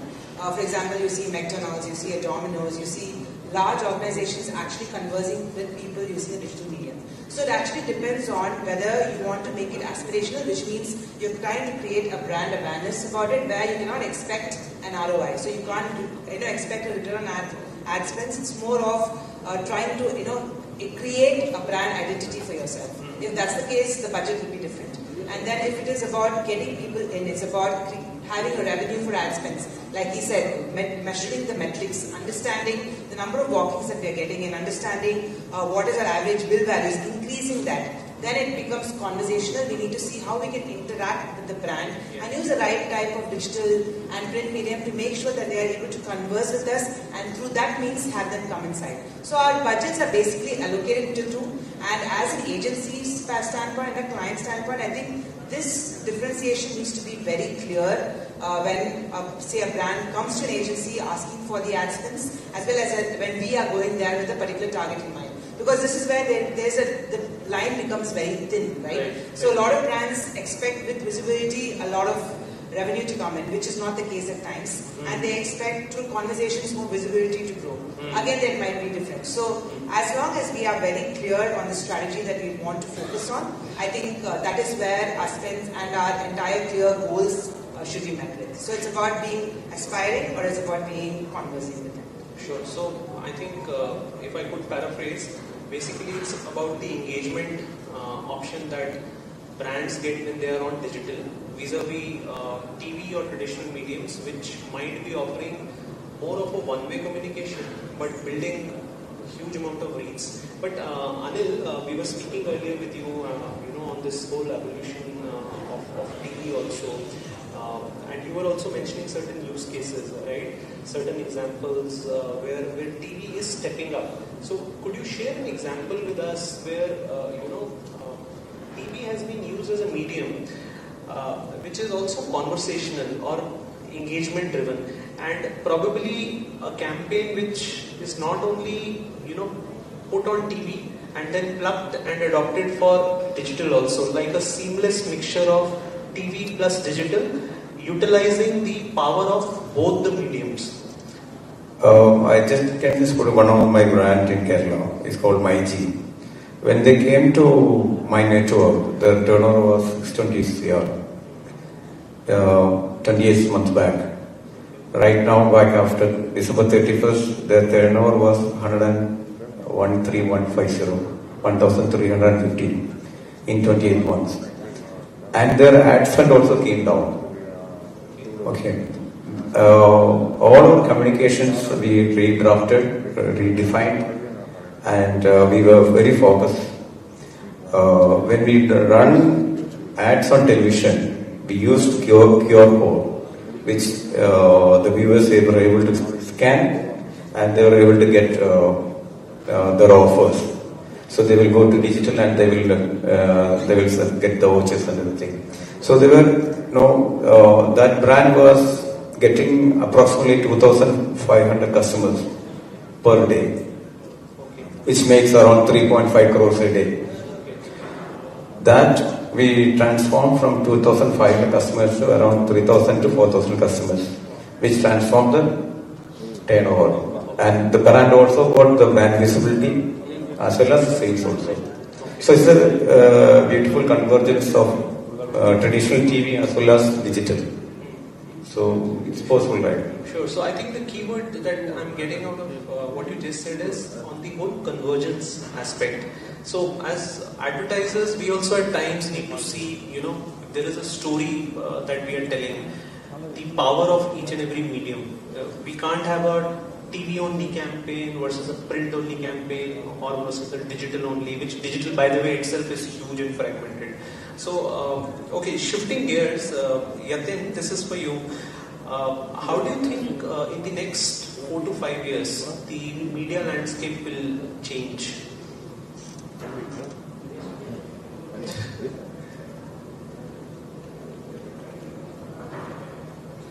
Yeah, it's okay. I guess in the last 3-4 years we have seen how it can dramatically change. We want a gradual change. We don't want that kind of change. But I guess the way I see it purely from a publisher and broadcaster standpoint, I think from a phase where attract consumer or audiences is about following the consumers or audiences, and thereby the creation of content will lead to create a content by default to reach the particular audiences rather than attract audience. Like earlier, that television digital program is there, you attract audience to get there. But now the content is being created to reach to audiences at different platforms altogether. So eventually, all publisher, broadcasters, thereby agencies will leverage those broadcasts. Like Anil rightly mentioned, how print visualize standard, traditional banner or display-led creative, how they're strategically using digital part of it, but they're from advertising standpoint. However, the digital print publishers are having their digital dissemination of content. So as digital, the TV has already done that with OTT in some form. So it's about following the consumer or audiences and thereby creating content. It will move platform agnostic, it will move or screen agnostic for that matter. But the content will eventually evolve in the form where anybody can consume anywhere. It is not about television, it is about how many impressions or a view time that particular content is being watched either on TV or OTT or elsewhere. So applies it with print. Sure. Deepak, one of the big advantages that digital offers is this whole personalization at scale, right? I can build cohorts and segments and target them basis the message that I want to give or at what part of journey they are in their decision making cycle.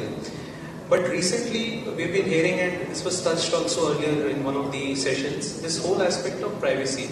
And there are many examples, right? iPhone deciding not to share their data with Facebook. India banning Chinese apps because we were concerned that our data is going into, our citizen data is going into China. We keep hearing that cookies are getting deprecated by mid of this year by Google, and others will follow soon. Personal data privacy is being spoken so seriously that the government has said that the PDP law has to be re-evaluated once more. So this whole benefit that digital offers, which is personalization at scale, do you think it is a threat? Then what's the advantage of having digital if this whole personalization aspect that marketers had is going away? I don't think it is at a threat right now. Of course, the ways and means in which we will acquire data and hence use data will change with the laws coming, and I think we should embrace that change wholeheartedly, even from the digital marketing perspective.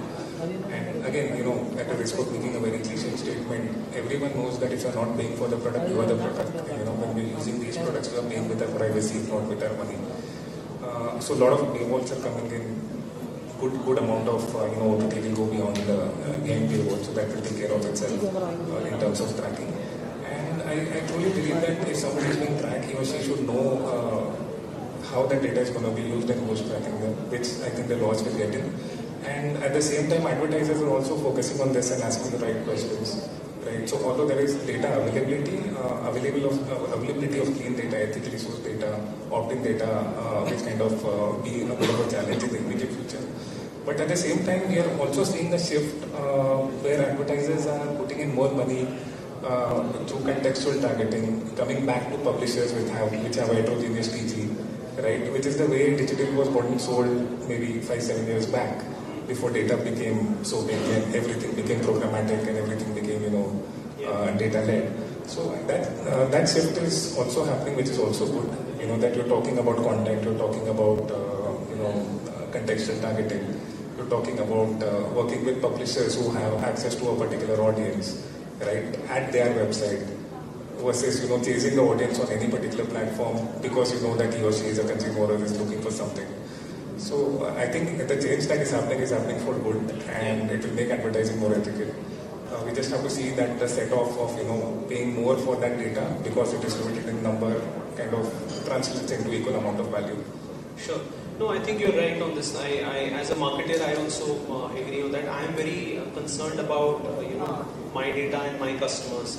There is a lot of sensitive information that they are sharing with me, and ideally, I would not like that I am acquiring customers in any unethical way.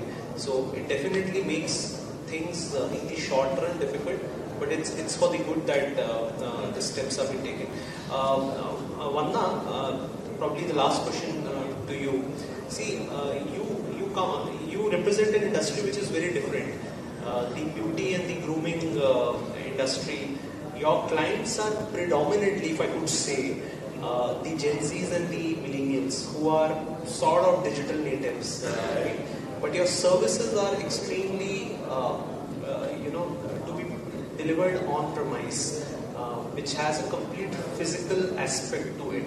So, do you think this whole evolution of digital or the way TV is moving, how do you think your customers will interact with your brand, discover your brand, and walk into your stores to get grooming and beauty services? Is there a marketing strategy to it? Where does digital fit? Where does TV fit in the strategy? Right. I think the way digital can fit into this is on two angles. One will be to ease the customer journey. So how can we make it easier for a customer to come in? First of all, how do we make them walk in? And then how do we make ease of interactions easier for them? And what do we do after the service is complete? What kind of retargeting that we can do to make them come back the next time? Make them a loyal customer, basically. And for that, a bit of automation would be required. That is a digital space that we are looking at. The second would be interaction. How do we interact with the consumer? And with the way we have metaverse, the way we have 3D that is coming up, VR and AR that we were discussing, is coming out. I think customer interactions can be even more digital, and it can be something that they can decide while they are on the way, which again focuses back on the customer journey. And I think that might be a very important input. The third one is how do we ensure that there's constant updates to our customer on what's happening at all the salons that are across India. And I think for that, TV would be a great medium to get into. And in that, connected TVs, even advertising that can go into connected TVs, even that is something that we're doing now, would work very well in establishing our brand, ensuring there's retargeting that is happening, and making sure that they are aware of what is happening, because we go through constant changes when it comes to our services, our offers, our brands, everything. And that way, they need to be constantly updated. So I think these three, when it comes to customer journey, interaction, and updations are very important. And this is where I'm looking at digital TV and coming into place, apart from the hyper local marketing I was talking about. Sure, thanks. So I guess we are almost close to our time. We had an interesting conversation. I think we segued into multiple areas. So any final thoughts from all of you? Do we still consider this statement, is digital the new Goliath, to be true or false, or maybe Yatin, if you could start. Just 30 seconds per person. I want to say that I guess it's a conversation about digital versus TV is incorrect. With the elements, there are multiple elements going into digital as correspondence to various other medium. For example, audio-visual television to OTT versus YouTube audio-visual, print from a display standard to a display across television, and radio, you have radio music streaming apps, right? Thereby, it's not about digital versus one particular medium. It's just that digital has been able to offer differentiation in terms of what the advertiser are looking beyond the ATL, so to speak, ATL television or print, and thereby in the conglomeration of all services all put together from an addict standpoint, yes, it's achieved its status, which is, that's why we are discussing here. But if you deep down segregate the nature of the function which digital is offering, then it's altogether different conversation. Sure, thanks. Deepak? So I feel that all the mediums, whether it is TV, whether it is print, whether it is digital, whether it is out of home, are getting digital in some way. Although pace of change is slow, we have connected TV, we have digital out of home. I recently saw an ad in Times of India which had a QR code for marketing, and the brand wanted to communicate stories about their users from around the world. So you have to scan the QR code and read the stories on your phone. So that shift is definitely happening. To conclude, I would just say that any medium which is kind of innovating, backed by sound business strategy, will continue to grow. If you innovate without a sound business strategy, like a lot of terms that we see in our industry, in digital or in certain other industries also, these are just, it's just going to be hype for some time. At the same time, if you're not innovating at all as well, it's going to be a challenge. So to conclude, I think any medium which is investing in innovation is kind of staying ahead of the game and has a good business strategy will continue to thrive. So for me, I think the current system is going to be stayed there for quite some time. Digital is will take time to take the traditional the business, because for example, like we say, in my network, every day I feel 13,000 seconds. I almost reject 8,000 seconds, 10,000 seconds per day. So that's not going to change even next 5 years or 10 years. It's going to be because the broadcasting system is there. Technology may change. The content will remain there. The brands need visibility. So in one way or another, since the brands need visibility, the reach will be there. So maybe it may be in some part it may be digital, in some part it may be in traditional television methods, but it's going to be there. The television, as I said earlier, in India, still a vast way to go. Even 50% of the people still don't use chapels in India. The last time I talked to my brand, I talked about what is the market size of India. The owner said still India needs 50%. They are not working on chapels. So that's the biggest size of this country. So we don't need to afraid of whether TV will be died out or digital will take over. It's both going to be there. I think instead of calling digital a Goliath, we should call digital as growth, right? It has led to the growth of so many small-scale industries, so many startups and so many entrepreneurs. The reason that we have unicorns in India and the reason we have so many startups coming out and we're noticing them is because of digital, which has low investment but very high reach. So that way I think digital is growth when it comes to a lot of brands that we see today, like he was also mentioning, about how a lot of startups have grown just through digital medium itself. So yes, it is growth, but it cannot be a replacement, right? We still, like the previous speaker said, it is old habits do die hard. So it is very difficult to come out of that medium, but only they can complement each other. So it can be looked at as growth, but it can never be looked as replacement, but it can look as a way to complement and probably reach out to a larger set of audiences who are looking to grow as well. So that would be my statement. Thanks everyone. So I think in closing, what I would like to say after hearing all of you is broadly, this is not a debate on digital versus TV. End of the day, the old saying, content is king, will hold true. Besides that, the other two C's that I feel are important, of course, number one is content, which is king, and that will always be. The second one is the complementary nature of each and every platform. Anil shared some examples on how brands are being built using TV plus digital. I think that's the way it will go.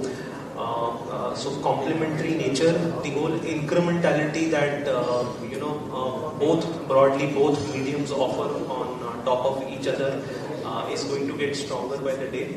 And finally, the buzzword, which is convergence. Ultimately, advertisers will follow where customers are going. Customers will go where they are finding the right content. So be it TV networks or influencers or OTT platforms and all, convergence will happen, and finally it's the content that will always win.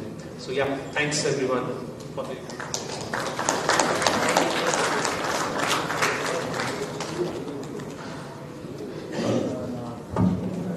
Thank you. May we please invite Mr. Rajamani, CEO Qyou, to join us on stage. Along with him, may we please invite Mr. Divakar, Business Head, News First, and Ms. Sandhya Ramachandran, Senior Vice President, Talent Management, Exceed Entertainment, to join us and felicitate the dignitaries on the dais.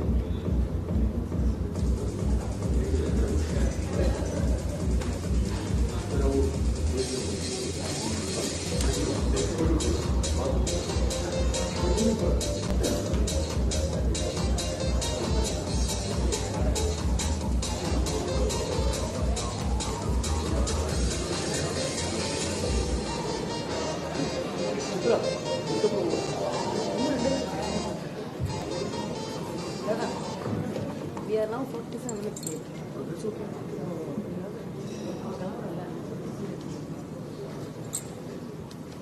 Thank you for the wonderful session, ladies and gentlemen.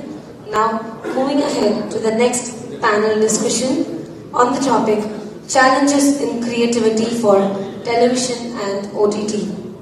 To moderate this session, may we please invite Mr. P. Madhavan, Executive Vice President, Sales and Marketing, TVS Eurogroup, to join us on stage.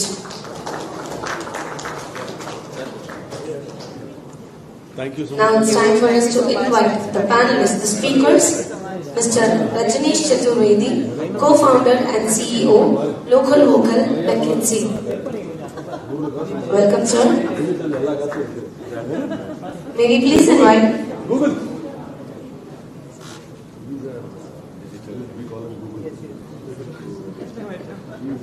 Mr. Uday Kumar Kasupati, AVP, OMT, India. Please, sir.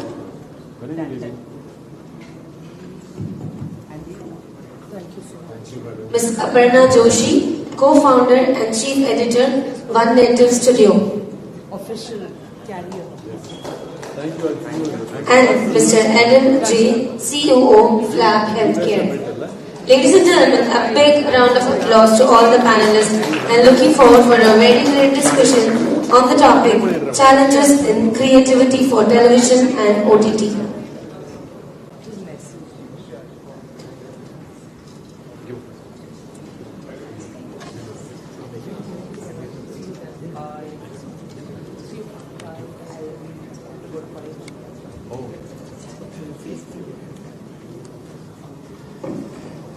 Very good evening, ladies and gentlemen. Are we all good? Coffee, tea, acha? Right. So will you all be attentive for some time? I'll keep it short, crisp, and I'll try and see how interesting it can be. I'll also request the fellow panelists, eminent panelists, to keep their answers interesting and crisp. Right. The perils of coming in last or penultimate panel is that most of the points that you want to make or thinking of making have already been made. Now, I thought I will set the context by reeling off some statistics. To my dismay, or also call it to my good luck, I heard Arjun rattle off everything. Now, by now, I can actually conduct a test for you to ask you how many households are there in this country, how many households have television, how many people are watching television. All the data will be there. Now, to add to that, we also had Mr. Sinha coming and saying why television is ruling the roost. Now, can I contend with any of those? No. Truth is, there are 30 crore households, 21 crore have television, 90 crore people are watching television. But what is that? What does that mean? Only about 2/3 of the country is watching television, but 1/3 is still not watching anything. They're not consuming any media. As the economic indicators move forward, you're going to have more people coming in, probably first to television media, and then move into the other forms of digital media. Now, these are truths that are going to be there. Industry spends, again, Arjun rattled off 26 billion being spent in this country, going to go up to 50 billion US dollars. Arjun, right? Right? At least a little later. All of us went through the same BCG report, looks like. Right. The other way to look at it is how about 0.5% of our GDP, or hardly 0.5% of our GDP is being spent as ADEX in this country, which means that it's going to grow at least 2 or 3 times. A country like UK, which is smaller in the economy, is spending 3 times the GDP there. Or rather 3 times what we spend. 1.5% of the GDP is being spent. So money that is going to be spent on television is going to be huge. There's a big market. Also established that TV is still about 30-40% preferred medium, and then comes the print, social media, OTT, and so on and so forth. Looks like it's going to remain like that from whatever we heard in the next 3-4 years, at least for the next 3 to 4 years. There's no point talking beyond 3 to 4 years. What does this mean? For all of you who are running either a platform or a channel, the opportunity lies there. There's enough there. You just have to go, create content, and content is going to be king, as someone else said in the earlier session too. Content is king. Content will decide what the consumer will consume or watch. Now, get the good content, you're going to do well. There's a huge market there. Now, as I said, I will set the context. One, democratization of content has made sure that there is no linguistic barrier in this country. And now, content from any part of the country is watched by any other part of the country. Can you believe that HSM used to be about 75% of the country. Today, 35 to 40% of the content that India watches is regional content. And a lot of it is from this part of the country. These are good developments that have happened over the last few years. What then is the possible problem that this industry can face? Now, I am an advertiser. There are people from agency and there are people who advertise. As in, I'm a brand that advertises, uses television as a platform, print as a medium, and so on and so forth. I have a certain set of expectation, and also on the other side, consumer has a certain set of expectation. Consumer is very clear. Give me the right content and make sure that I understand what you're trying to say. Now, as an advertiser, it is quite a sorry thing to see when advertisers think in Hindi, execute in local language. What's happening? You're sitting in Bombay, you're thinking of HSM largely. It's quite controversial to say this, but that's the truth.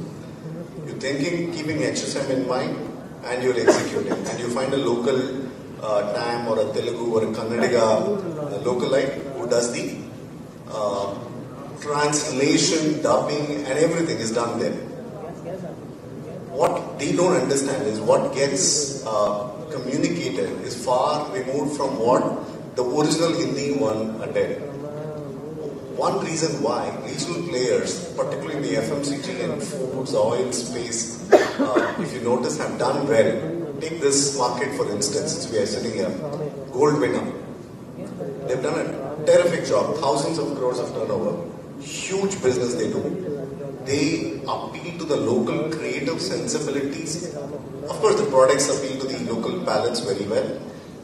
That is the content side. The sensibilities is the way they communicate. Terrific job. I don't know how many of you coming from outside the city have seen the new Saravana stores here. Now these guys do a fabulous job in terms of business. That's because they think local, they communicate what they bring to the local people in a manner that they understand. Now this is one problem as an advertiser that I have. Of course, my clear instruction to my team is to make sure that we do all the work in the region, send it back to our agency in Bombay and say, now this is what you want to create. That clarity is there in our head. So that's a problem today that as an advertiser I have. From on the other side, what are the challenges the television, the medium or OTT as a platform face? I'm not going to get into that. What I'm going to do is I'm going to let the panelists here, eminent panelists who come in with a lot of experience to speak about it. My job is going to be simple. I'm going to ask questions that's about it and they will answer for me.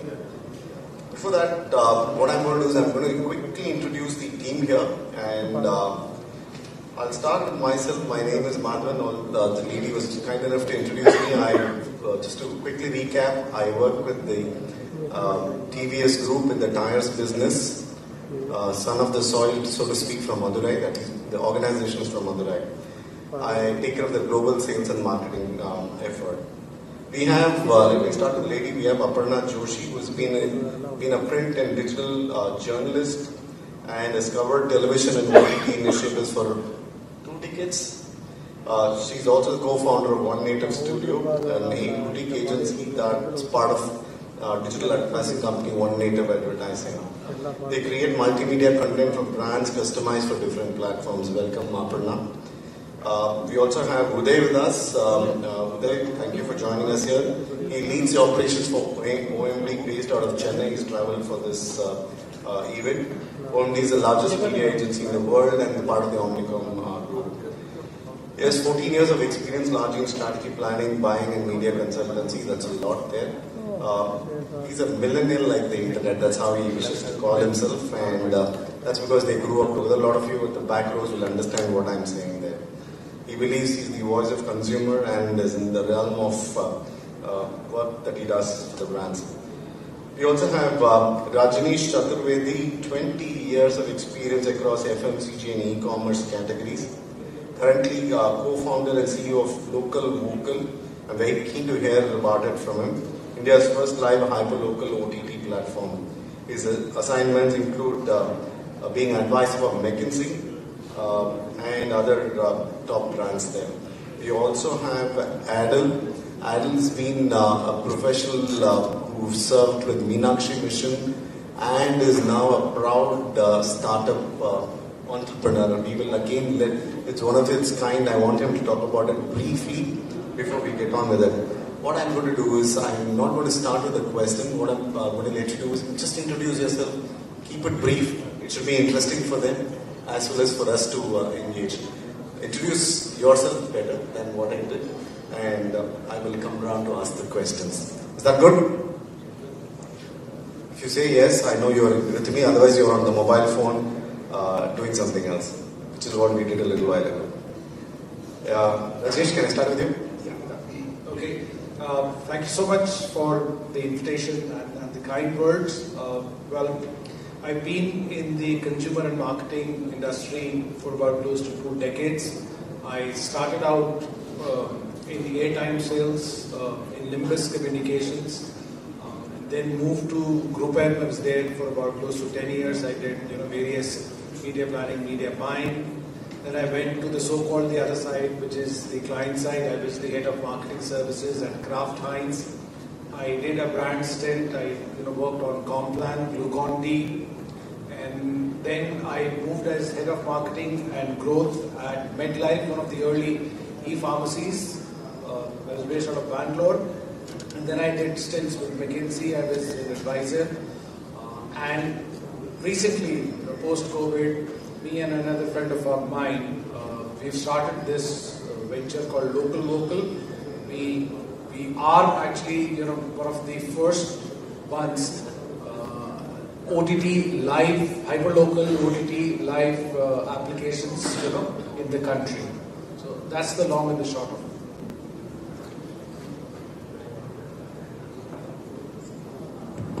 Yeah, like Madhavan said, I'm a millennial. Us youngest internet is we grew up together, but we don't necessarily, share great love. I understand there are a lot of undercurrents here in terms of TV versus digital and all that. But while I grew up with internet, I've seen OTT being born and all that, and whatever it is evolving today. I don't really believe in this whole this versus that story. Like I would like to call myself being voice of the consumer. Right, be present wherever the consumer is, right? Whether it is a TV or a digital. If someone is saying digital is a Goliath, there are other economics maths behind it. And if someone is saying TV is the largest medium, there is still some politics and other context behind it, right? You need to be aware of all that nuances, and then when you look at what consumer needs, where consumer is, right? So that's my take on this whole whatever we have seen so far. So good evening, everybody. I'm Adel. I think I've been introduced twice, so the third time I'm repeating most of it. So I have 19 years of experience in healthcare, mainly with the Meenakshi Mission Hospital in Madurai. I'm two from Madurai, and a small, short stint at Apollo Hospitals as well. And after doing a long service, so I moved on to become an entrepreneur. So I've co-founded a company called Flab Healthcare with some of my friends who are doctors, and we consult for hospitals, primarily small hospitals. But yeah, we do have larger hospitals as a clients, including Christian Medical College, CMC Vellore, and Sudha Hospital, Z Road. So that's it about us. We do everything from operational consulting to projects and marketing as well. Yeah.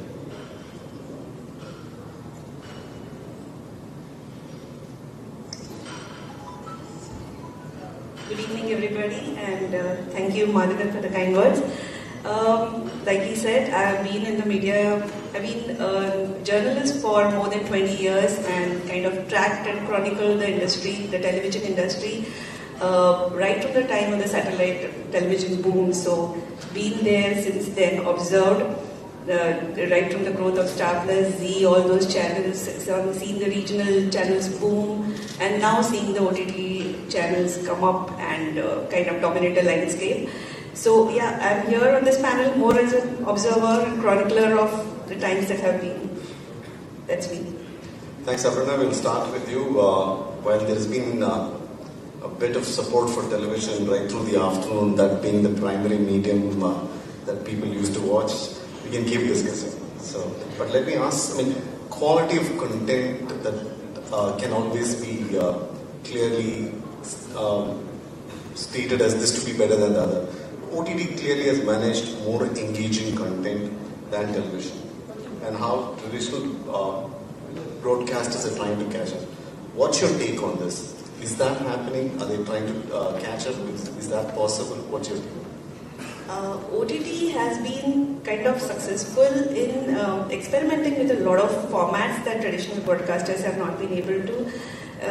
In a sense, they are not restrained by, like Mr. Sinha had pointed out, the ratings have not dominated what appeals to the lowest common denominator. So they have tried all kinds of formats and kind of surged ahead in that sense. So yes, that's where the engaging content comes in, and they also seem to be having a finger on the pulse of the viewer, not just in India but in Bharat also, that not one show fits all. So they have been able to do all kinds of niche content, appeals to everybody, and since everybody has a screen in their hand, they know there's a market for every kind of content. Whereas traditional broadcasters have been trying to appeal to a larger, wider base, using what will appeal to a larger kind of an audience. Sure, but I'm going to push this a step further. How do you think brands are realizing the power of digital media? Very clearly, we have examples like Coke Studio Bharat, which is bypassing MTV and has opted for a YouTube channel of the last season. These are clear portents of things to come. Yes, so that's a shining example. I mean, the Coke Studio, which had been partnering MTV for so long, this time has gone solo, is on YouTube. Smart marketing coupled with recommendation algorithms, everything combining.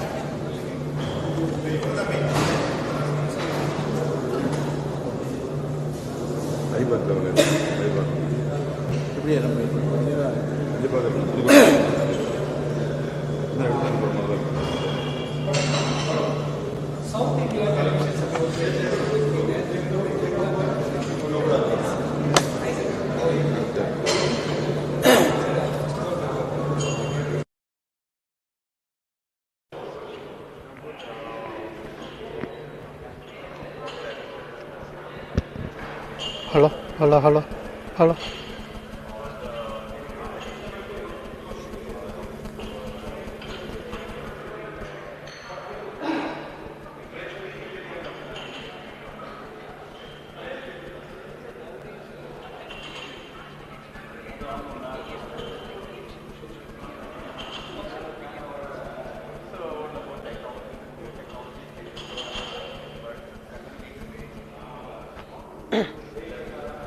Hey.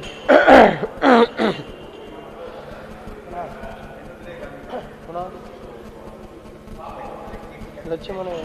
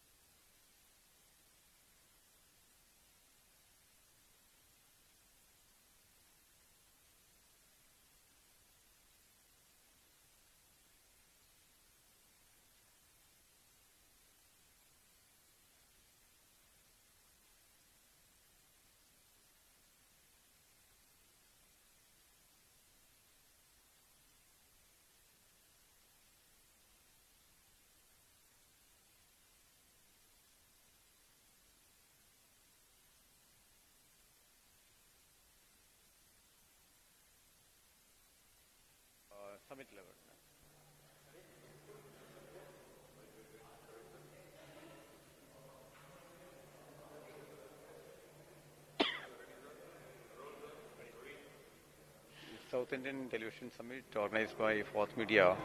I see it as a good success because of the participants came here with a high variety of experience and expertise. So they shared their ideas, which was very useful for me also. I learned, I took a lot of inputs from them, and it's a good platform. I always keep coming here because all the heads of all the domains, they came here and interact here. So that exchange of ideas and information and experience is most matters. So I do see this platform as one area in industry where I get a lot of information and knowledge. Anil, I'm the president of Reporter TV. Thank you. Thank you.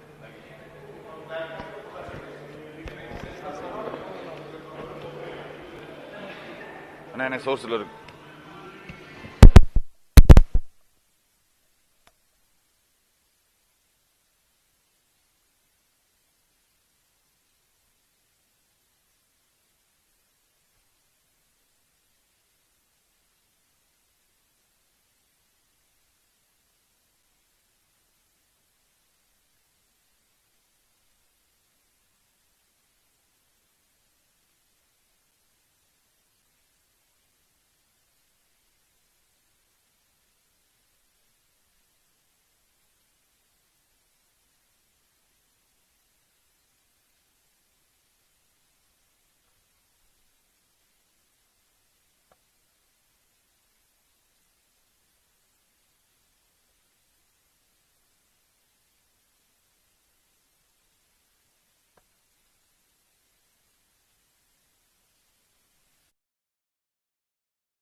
That you get the choice, you get the convenience, and you can watch the same thing over and over and again. I think Hotstar, tried something with criminal justice. So they used to release only one episode per week. I don't know whether that really worked for them or didn't work for them, but that's not the case subsequently. So to sum it up, I think both the mediums will coexist. And there is a separate set of audiences for each of them. What we started and OTT in India, it was the same content was put on OTT platform just to see or just to get the traction. But then over a period of time, there has been a differentiated content. So I have a different view. Thanks, Rajneesh. Now this is problem that I battle with on regular basis as an advertiser. I don't know how to measure efficiency on OTT. I'll start with Uday. If anyone else can answer this, I'm happy to hear. We're putting money, we don't know where it's going. I think we know where it is going.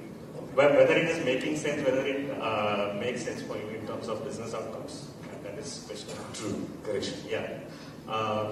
So there are simple measures like with any digital campaign. I think you have discussed enough of it that every clicks, every impressions are trackable to a particular event from a business point of view, right? Say if you do a digital campaign, people watch it. There is always an option to click no more, buy more, right? You see if there are traction from that point of view, right? And there is slight difference between television viewing and OTT viewing. OTT largely this you don't have a choice to skip. If it is a 30 second or less creative, you have to complete the ad, whatever is played, right? At least your attention is better. So if consumers are not paying attention, effectiveness is going to be less, right? So that is a problem with some of the other media. For example, we have done a lot of study as an OMP that cricket as a platform has a better attention because the ad durations are shorter, and the duration of ad breaks are shorter. Same way your ads are also shorter, so attention spans are much better. And similarly,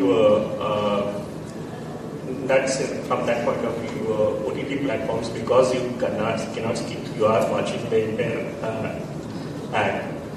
Your effectiveness is likely to be better in grasping whatever that you are saying as a brand. That's one point, right? Second point, from a measurement point of view, like I said, whether people are clicking and landing on your page, whether to buy or to know more about yourself. That is one way, right? These are simpler measures, right? What could be more scientific measures to do a modeling? I think Inder has done a lot of work on this in terms of market mix modeling and all that. And that methods have also evolved today to measure cause and effect, causal modeling, right? Don't look at ROI only from a OTT point of view. Unless you spend only on OTT, right? As an advertiser, you would have spent on multiple mediums, TV, print, radio, and all of that, right? I think you should be looking at, they are interconnected. The largely note the interconnectedness of this medium, right? I don't go and buy as soon as I saw an ad on TV. If I saw an ad on TV, then I got up the same brand in OTT, and then probably I ended up buying in digital when I saw a display ad, right? There is a journey that is not linear. From that point of view, do not measure ROI only from a OTT point of view. OTT, measure it. All the media inputs that you put, investments that you put in media, and measure it. It's the business outcomes that you get. But simpler measure if whether some particular OTT channel is working or not. See if your people are clicking your ad and then landing up on your page and buying or knowing more about it. That's it. I'll let you add. I have my buyer here. My planner and buyer team is here. What are you saying? Give the money to them. If it happens after 1 year, good for you. It's yours. Right. Yes, Aparna, please. An example, it may not be quantifiable whatever is going up, but lasting brand recall can come from just 2 examples. One was, I think, a series called Ye Meri Zindagi, which was powered by LIC. Just starting with the story of a 90s kid and tracing the family and all, very interesting one, powered by LIC. That stayed. Or Asian Paints going into the houses of celebrities, doing it a makeover. So these are kind of. Thank you. This is kind of powered by the brands, a series which takes you inside the homes of celebrities, tells you about them. So you're not directly bombarding them with the brand product per se. Excellent case of branded content, native content per se. So, again, not quantifiable in terms of our instant ROI. No, I'm just making light of things, but I also know that it is not absolutely measurable. But people who give me the money to spend, millions of dollars I put behind my brand, so they will want to know how it is measured. So that's where it is. Let me make your life a little bit more complicated. Okay. So on digital, on one hand, we are saying that it is, you can track it, to the T. It's performance marketing, and that's the future. You spend $1, and against that dollar, these are the deliverables that you get. Either it could be top end of the funnel, or it could be bottom end on the funnel. Television, on the other hand, relies more on the traditional part. Okay, you look at the Tom scores, you look at the awareness levels, okay, and then you try and via various modeling exercises, you try and attribute that this much contribution of sales is on account of media and this much is on account of media. OTT is neither television nor it is 100% performance marketing. It's somewhere in between. Okay, and then as the category is moving, and please understand that OTT was supposed to be ad-free, it was a subscription model. And then globally, I think Netflix has also realized that subscription will not work. It has to be supported by advertising.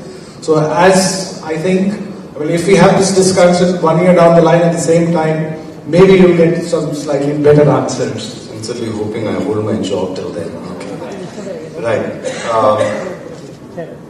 I'm going to, since you have the mic, I'm going to ask you the question related to what you do. Just explain very briefly what is hyperlocal content on OTT. Okay, so that's an interesting one. Hyperlocal content. So the way I define hyperlocal content is that content that is created, which is relevant. Relevance is the word. Relevant to a particular geographical area. It could be 3 or 5 kilometers. It could be 10, or it could be a 20-mile radius. Now, increasingly, and especially if I look at the previous ads that I had, the previous life, when we were running the brands, it was very difficult for us to, facilitate or felicitate our dealers, okay, and the retailers. At the end of the day, they are the ones, who used to bail us out. In all fairness, when the month end comes, you need to do that.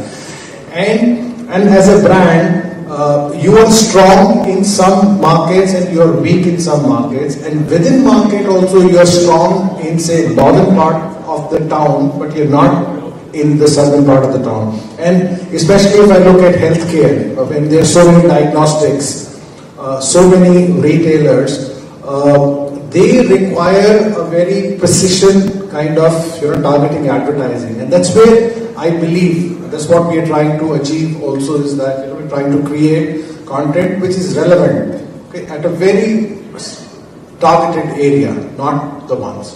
Super, thank you. My last question, but I'll make 2 people answer that. Adil and Aparna, whichever order you want to go. Can you throw some light on creativity and content on regional OTTs? What is your expectation? What do you expect from regional? Yeah, as I said, from the healthcare perspective, hospitals and doctors have always been the soft target. So you'll find a lot of movies and content which is always targeting hospitals. Even Ramana movies still sticks to your mind. That anything bad goes in the hospital, it's always referred by the news channels. They compare it with the Ramana movie. So that's what. All the games are ready. Yeah.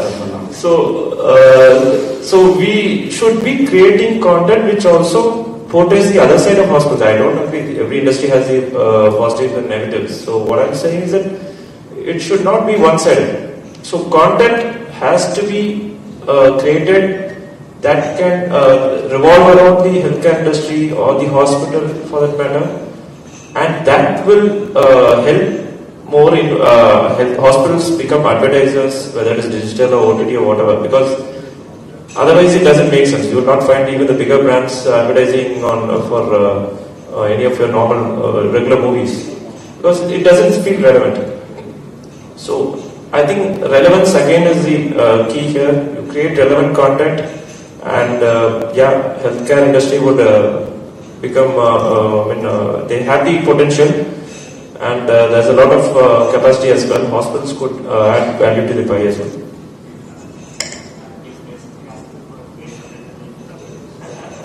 Grace and Antamita. Yes, I was just thinking when he started talking the first time around, he's going to demand that. That would be amazing, actually. There was a serial called Lifeline back in Doordarshan days, which have been amazing fit for healthcare, actually.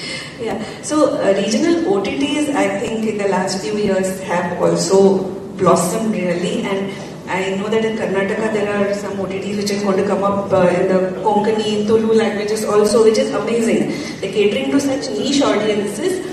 So that's great. Then there's Kude in Malayalam, if I'm getting it right, which is also trying to find out untold stories from the hinterland, which television traditionally has not tried.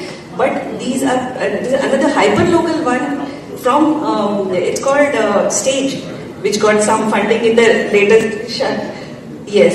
And they are going into the interiors of Haryana, Rajasthan, getting folk music, folklore, folk stories, and really reaching that target audience which needed this kind of content.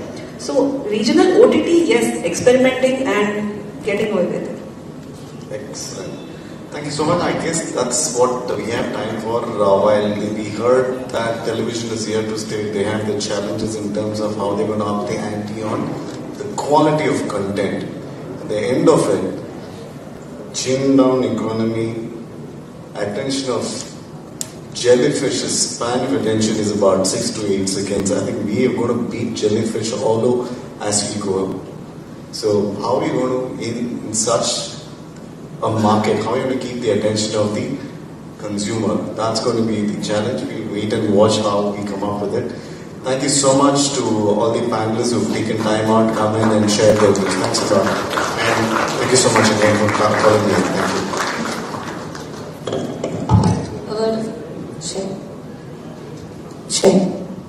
Thank you so much for the great discussion.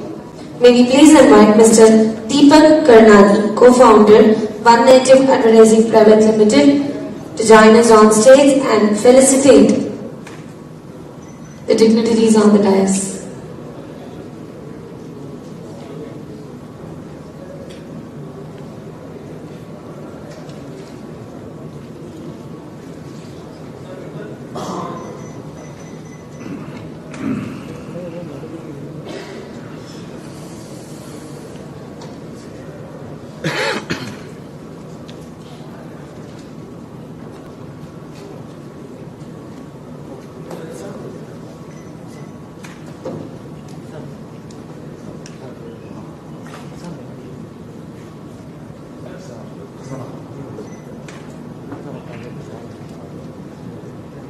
We request everybody to please join us for a group picture.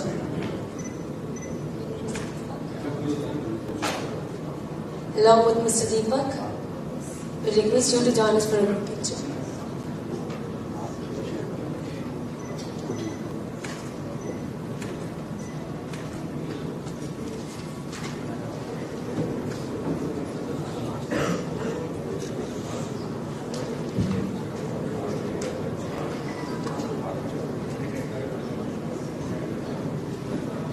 Thanks a lot. Thank you so much for the wonderful session on the topic Challenges in Creativity, Television and OTT. So ladies and gentlemen, as they say, saving the best for the last, we have the last panel discussion to happen this evening at South India Television Summit 2023 on the topic, What Next for Television? To moderate the same, may we please invite Mr. Trishul Booker, Managing Partner, Zenith Media. Please, sir.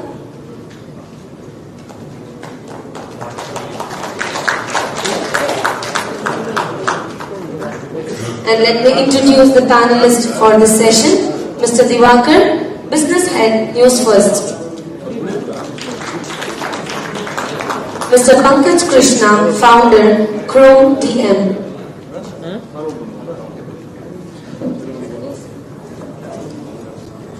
Along with them, may we please invite Mr. Ramakrishnan, General Manager, Marketing and Operations, Trend Loud.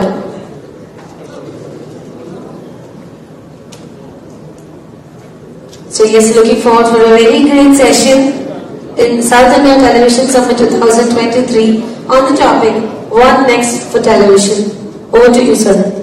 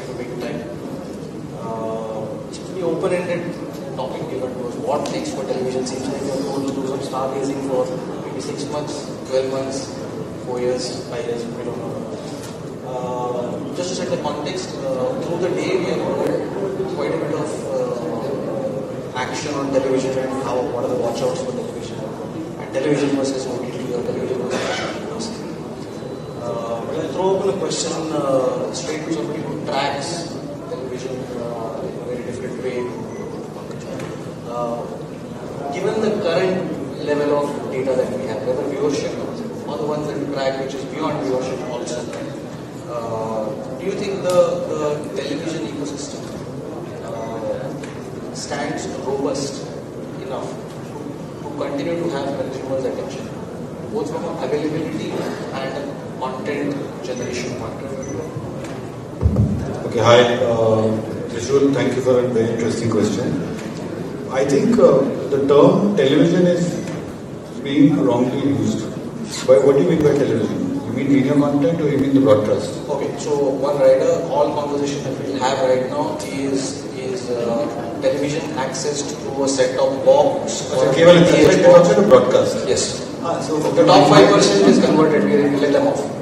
Okay, so television as in broadcast through cable and satellite. Yes. We've seen a marginal drop from about 200 million to 161 million homes at this point in time. So is there a decline? Definitely. And the decline will continue because we are competing with digital, which has no middlemen, no geographical boundaries, direct access. So digital is bound to take over. But television, as television continues, what we had chatted earlier, so it's all content of linear, instead of being consumed on CNS, we consume it through a digital medium in the linear format as well. So I don't think it's changing. But again, leaving the stats and the numbers aside, it's a habit. My mother, for example, she's got a Tata Sky connection at home, and she's had it forever.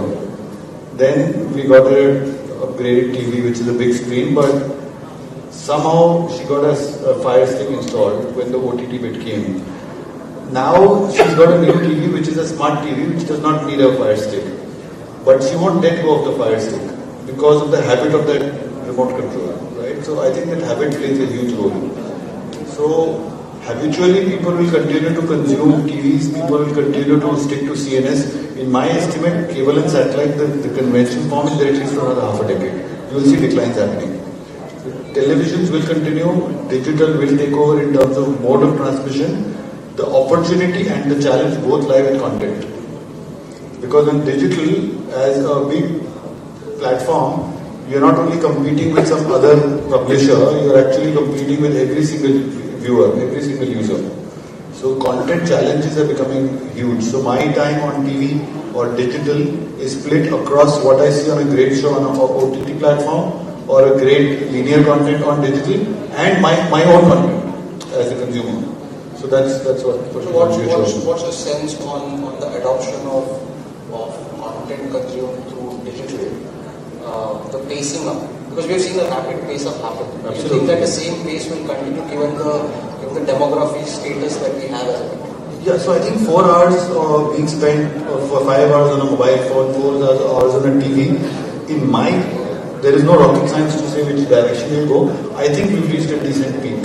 And after a point you hit a saturation where people understand they've damaged both their necks and their eyes.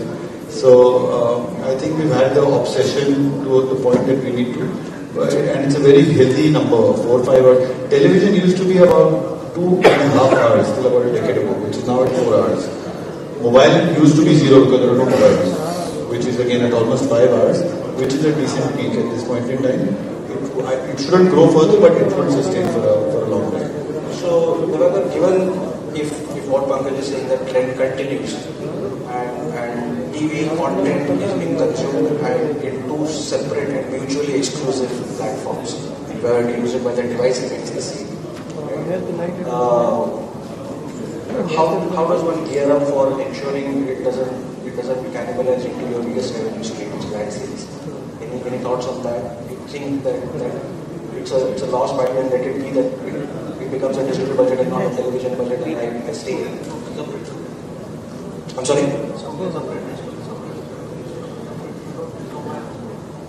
Yeah.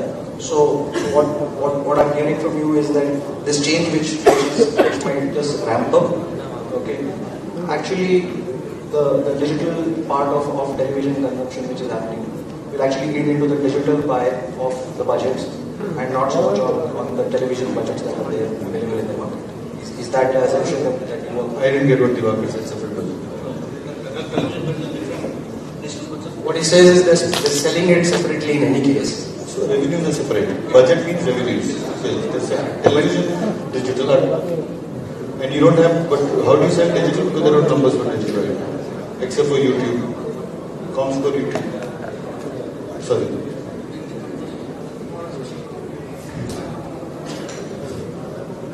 Sorry, you carry on with the model. The point I was trying to address is not so much of how they're selling it. It's a question of over a period of, let's say, the next 2 years. How does the ADEX get split? Does the current digital budget come into television content? No. Digital, right now, let's say YouTube budget goes into connected TV budget, or it is television budget that gets into connected TV. Television money, cable and such. Yes. Now that is the largest challenge that you as a broadcaster will face. As to how does that money get split? And that will determine your ability to invest more and more in retaining both the platforms.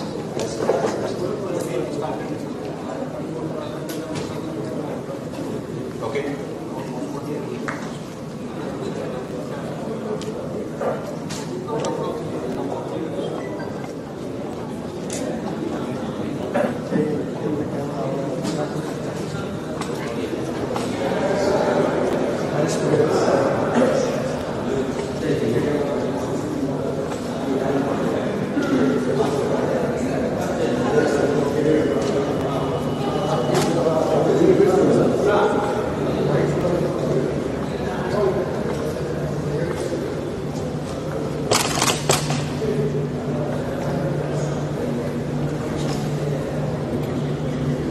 Chair.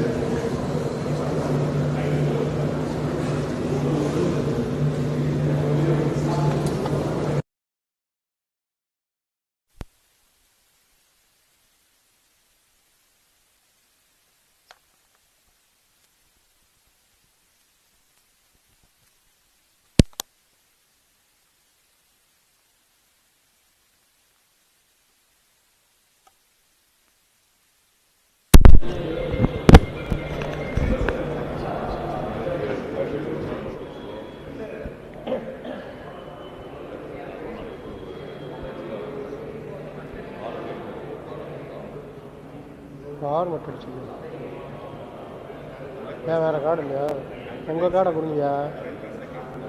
அப்போ தான் எடுத்து கொடுத்துட்டு போக முடியாது.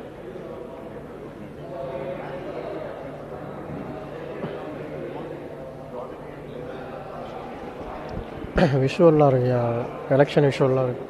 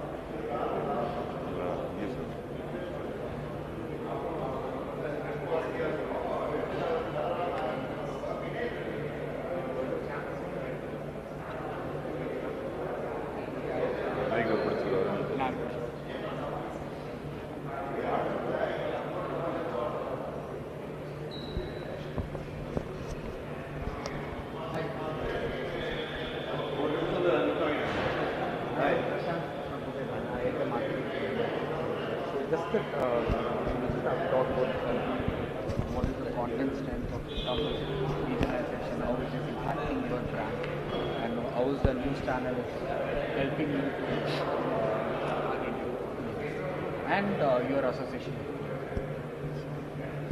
I will prompt you. Sure. Yeah? Tamil or English? ரெண்டு மாற்றி மாற்றி பேசலாம். தங்கிலீஷ் பெஸ்ட் இல்லை. ஏன்னா இது என்னென்னா தமிழ்லேயே பேசலாம். Even I have the floor. So will mix it up. Yeah சரி. உங்களே பார்த்தா ஓகே. எஸ். ஸோ நேராக நீங்கள் சொன்ன பாயிண்ட் இது பண்ணலாம் இல்லையா? அது நானே பண்ணிட்டா நல்லா இருக்குமா? சரி, ஓகே. ஸோ ஃபர்ஸ்ட் கொஸ்டின் என்ன ஆன்சர் பண்ண உங்களுக்கு?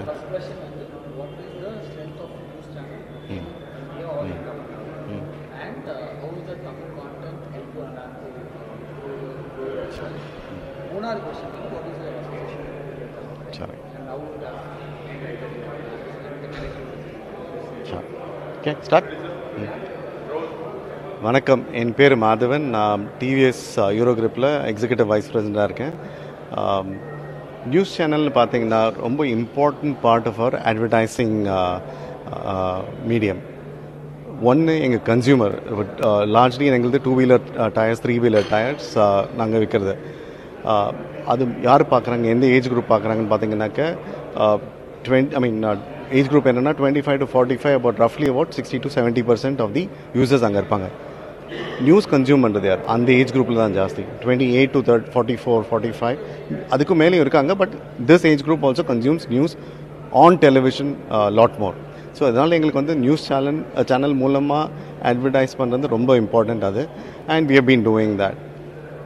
Particularly in association with Puthuyu Thalaimurai in the last few years has been very good, and we are happy with the association. அதனால அதுலேருந்து வந்த business has been good. Thank you. கண்டென்ட்னு பார்த்தீங்கன்னாக்க இப்போ வந்து ஒரு காலத்தில் வந்து கொஞ்ச நேரம் முன்னாடி எங்கள் உள்ள சொன்ன மாதிரி தான் பாம்பேயில் ஏஜென்சி இருப்பாங்க. அவங்க ஹிந்தியில் திங்க் பண்ணி, ஹிந்தி ரீஜனை திங்க் பண்ணி மற்ற எல்லா இடத்துலையும் அதே ஸ்ப்ரெட் பண்ண ட்ரை பண்ணாங்க. அந்த காலம் போயிடுச்சு. இப்போது regional content is very important. Regional கஸ்டமரோட க்ரியேட்டிவ் சென்சிபிலிட்டிஸ்க்கு நம்ம அப்பீல் பண்ணணும். அதாவது அவங்களுக்கு புரிகிற மாதிரி சொல்லணும். அவங்க ஹிந்தியில் திங்க் பண்ணிவிட்டு அங்கே லோக்கலில் ஒரு ஆளை வச்சு டப் பண்ணி ஒரு அட்வர்டைஸ்மெண்ட் கொடுத்தா வேலைக்காகல, இனிமேல் வேலைக்காகாதது. இங்கே இருக்க கன்சியூமர், இப்போ நீங்கள் எஃப்எம்சிஜி ப்ராடக்ட்ஸ் எடுத்து பாருங்கள், ஆயில் கம்பெனிஸ் எடுத்துக்கோங்க, most of the market leaders are regional players. அதே மாதிரி we have to succeed, we have to create local content, and that is what we are doing. இப்போ நாங்கள் ஒரு அட்வர்டைஸ்மெண்ட் இப்போது தமிழ்நாடுல ரிலீஸ் பண்ணுறோம்னா, தமிழ்நாட்டில் ரிலீஸ் பண்ணுறோம்னா அது வந்து கண்டிப்பாக தமிழ் ஆர்டிஸ்ட்டை வச்சு டப் பண்ணி, தமிழ் ஆர்டிஸ்ட்டை வச்சு எழுதி அப்படி பண்ணால் தான் வேலைக்காகும். அதை தான் நாங்களும் பண்ணுறோம். Thank you so much. ஒர்க்ஸ்? யா, ஓகே. நீங்கள் கவனிக்கல.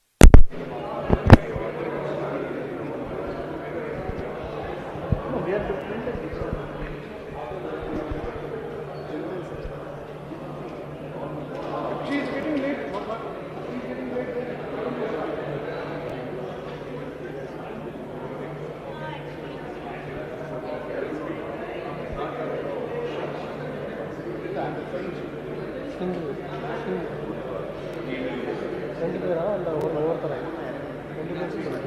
ரெண்டு பேரும்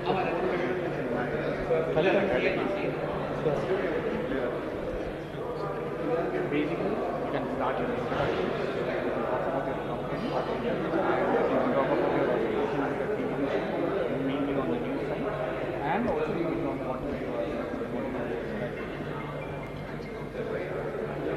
we are actually both from non-television side, digital and so I will suggest you talk on what is the digital content is going to be and why you are choosing this like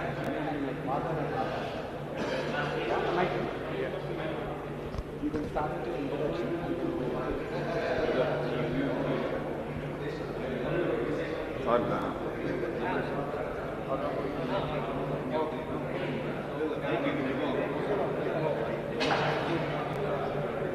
You need to see so that the camera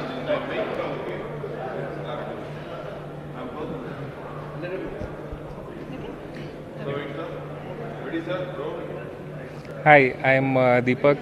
She's Aparna. We are from One Native Advertising and One Native Studio.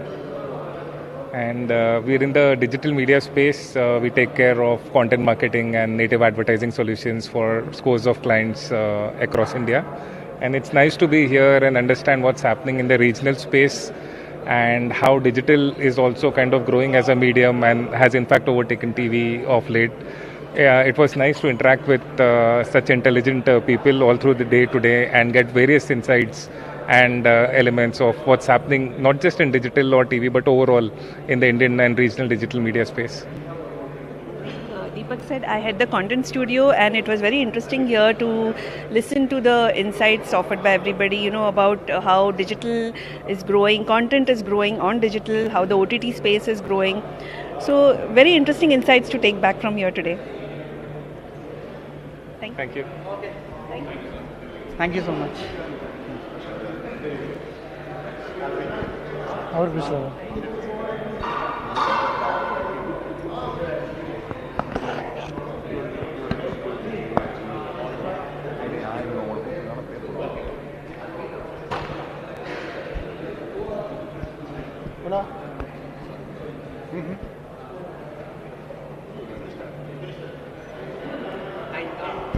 So basically, you can introduce yourself and you can talk about the content. What is the content going to be there in the future, and what is your association with the television, basically. Okay, so and also and also you can talk about your company, what you basically do, what is that. So I introduce myself, talk about the company, okay, and I see what will be the future of content going forward. So if you want, you can also add about news channels or like news content out. I mean, if so, you can talk about that, how it's going to rule the in future. What is the content strength is going to be, how the audience are attracted. Got it. You have to face me. Yeah. Ready, sir? Ready, roll. Yeah. Hi. Good evening. My name is Rajneesh Chaturvedi. I am the co-founder and CEO of Local Vocal. We are India's first hyperlocal live OTT platform, and we've started from Thane in Mumbai, and then the plan is to have about close to 150 stations across the country in the next 2 or 3 years. I come from a consumer marketing background. Before launching Local Vocal, I was the head of marketing at MedLife, which was one of India's earlier e-pharmacies. And prior to that, I was the head of marketing services at Kraft Heinz. Okay, I had the privilege of working on brand Complan and Glucon-D. And my initial years, I've spent about 10 years in Group M, across various functions and all.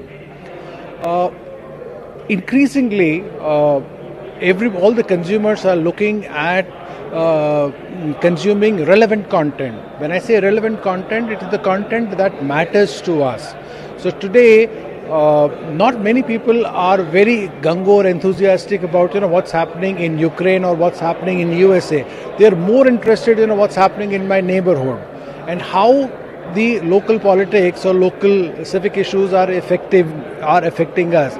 So I believe, both from a consumer's point of view and from a advertisers and marketers, point of view, it is creating the relevant content, okay, and I believe that it will be at a hyper local level. So that's what we are trying to do. Yeah. So what do you expect in future? What is the news content? In future, with specific reference to news, as I just said that people would be consuming content which is relevant to them. So when they step out of the house, okay, what is the state of the roads? What is the state of infrastructure? How is it that it's easy and difficult to get into a particular college? What's the status of schools? What are the offers that are relevant to me? I think news will also get into a hyper local level, and within, like for example, if you're talking about say Madurai, it will be divided between what is relevant for North Madurai, what is relevant for South Madurai, what is relevant for the other parts of Madurai. The question is a little different. What is the medium you think that the consumption will go? Either it's in TV or it's going to be in OTT or it's going to be in print. I mean, I know, or it's going to be in digital. Well, actually, I have seen all the mediums kind of growing up. In my early days, television had just started, so people were were not so enthusiastic about print. And then we had digital, so there is a debate between television and digital, and now it's a debate between TV and OTT platforms. In my opinion, I think all the four mediums, they have a place for itself, and they will coexist. Not any medium is going to be there, but yes, a lot of content will be consumed on mobile, okay? and the shorter format of content.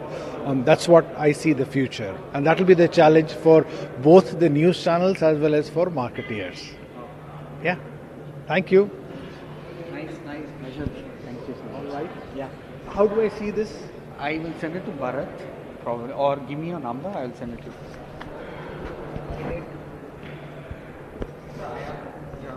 I will send it to you.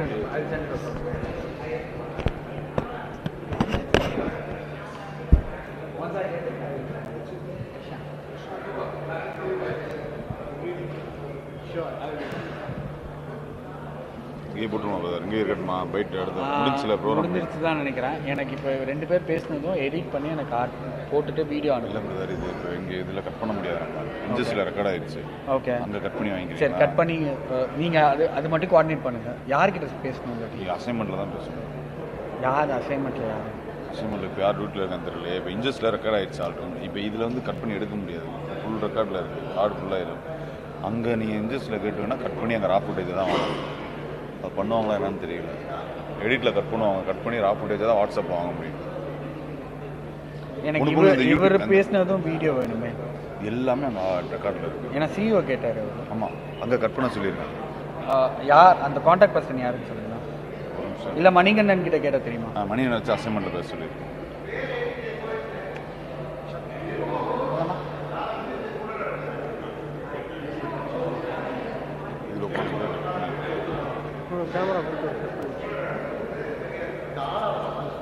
Hello, முதல் ரெக்கார்ட்லான தலைவருக்கு காலையில் போட்டு record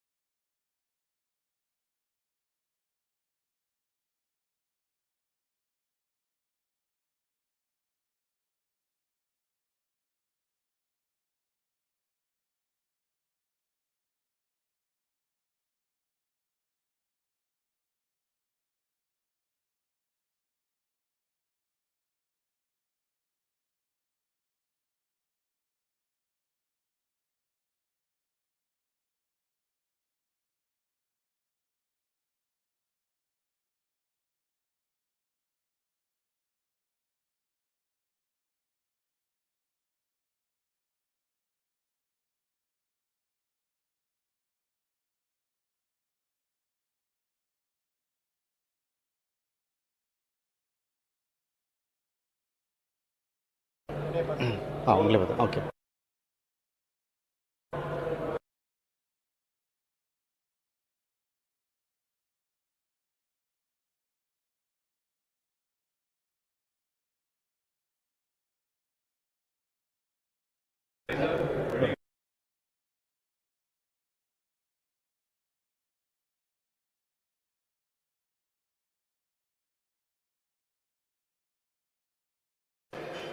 கேள்வி கேட்குறீங்களா சொல்லணுமா?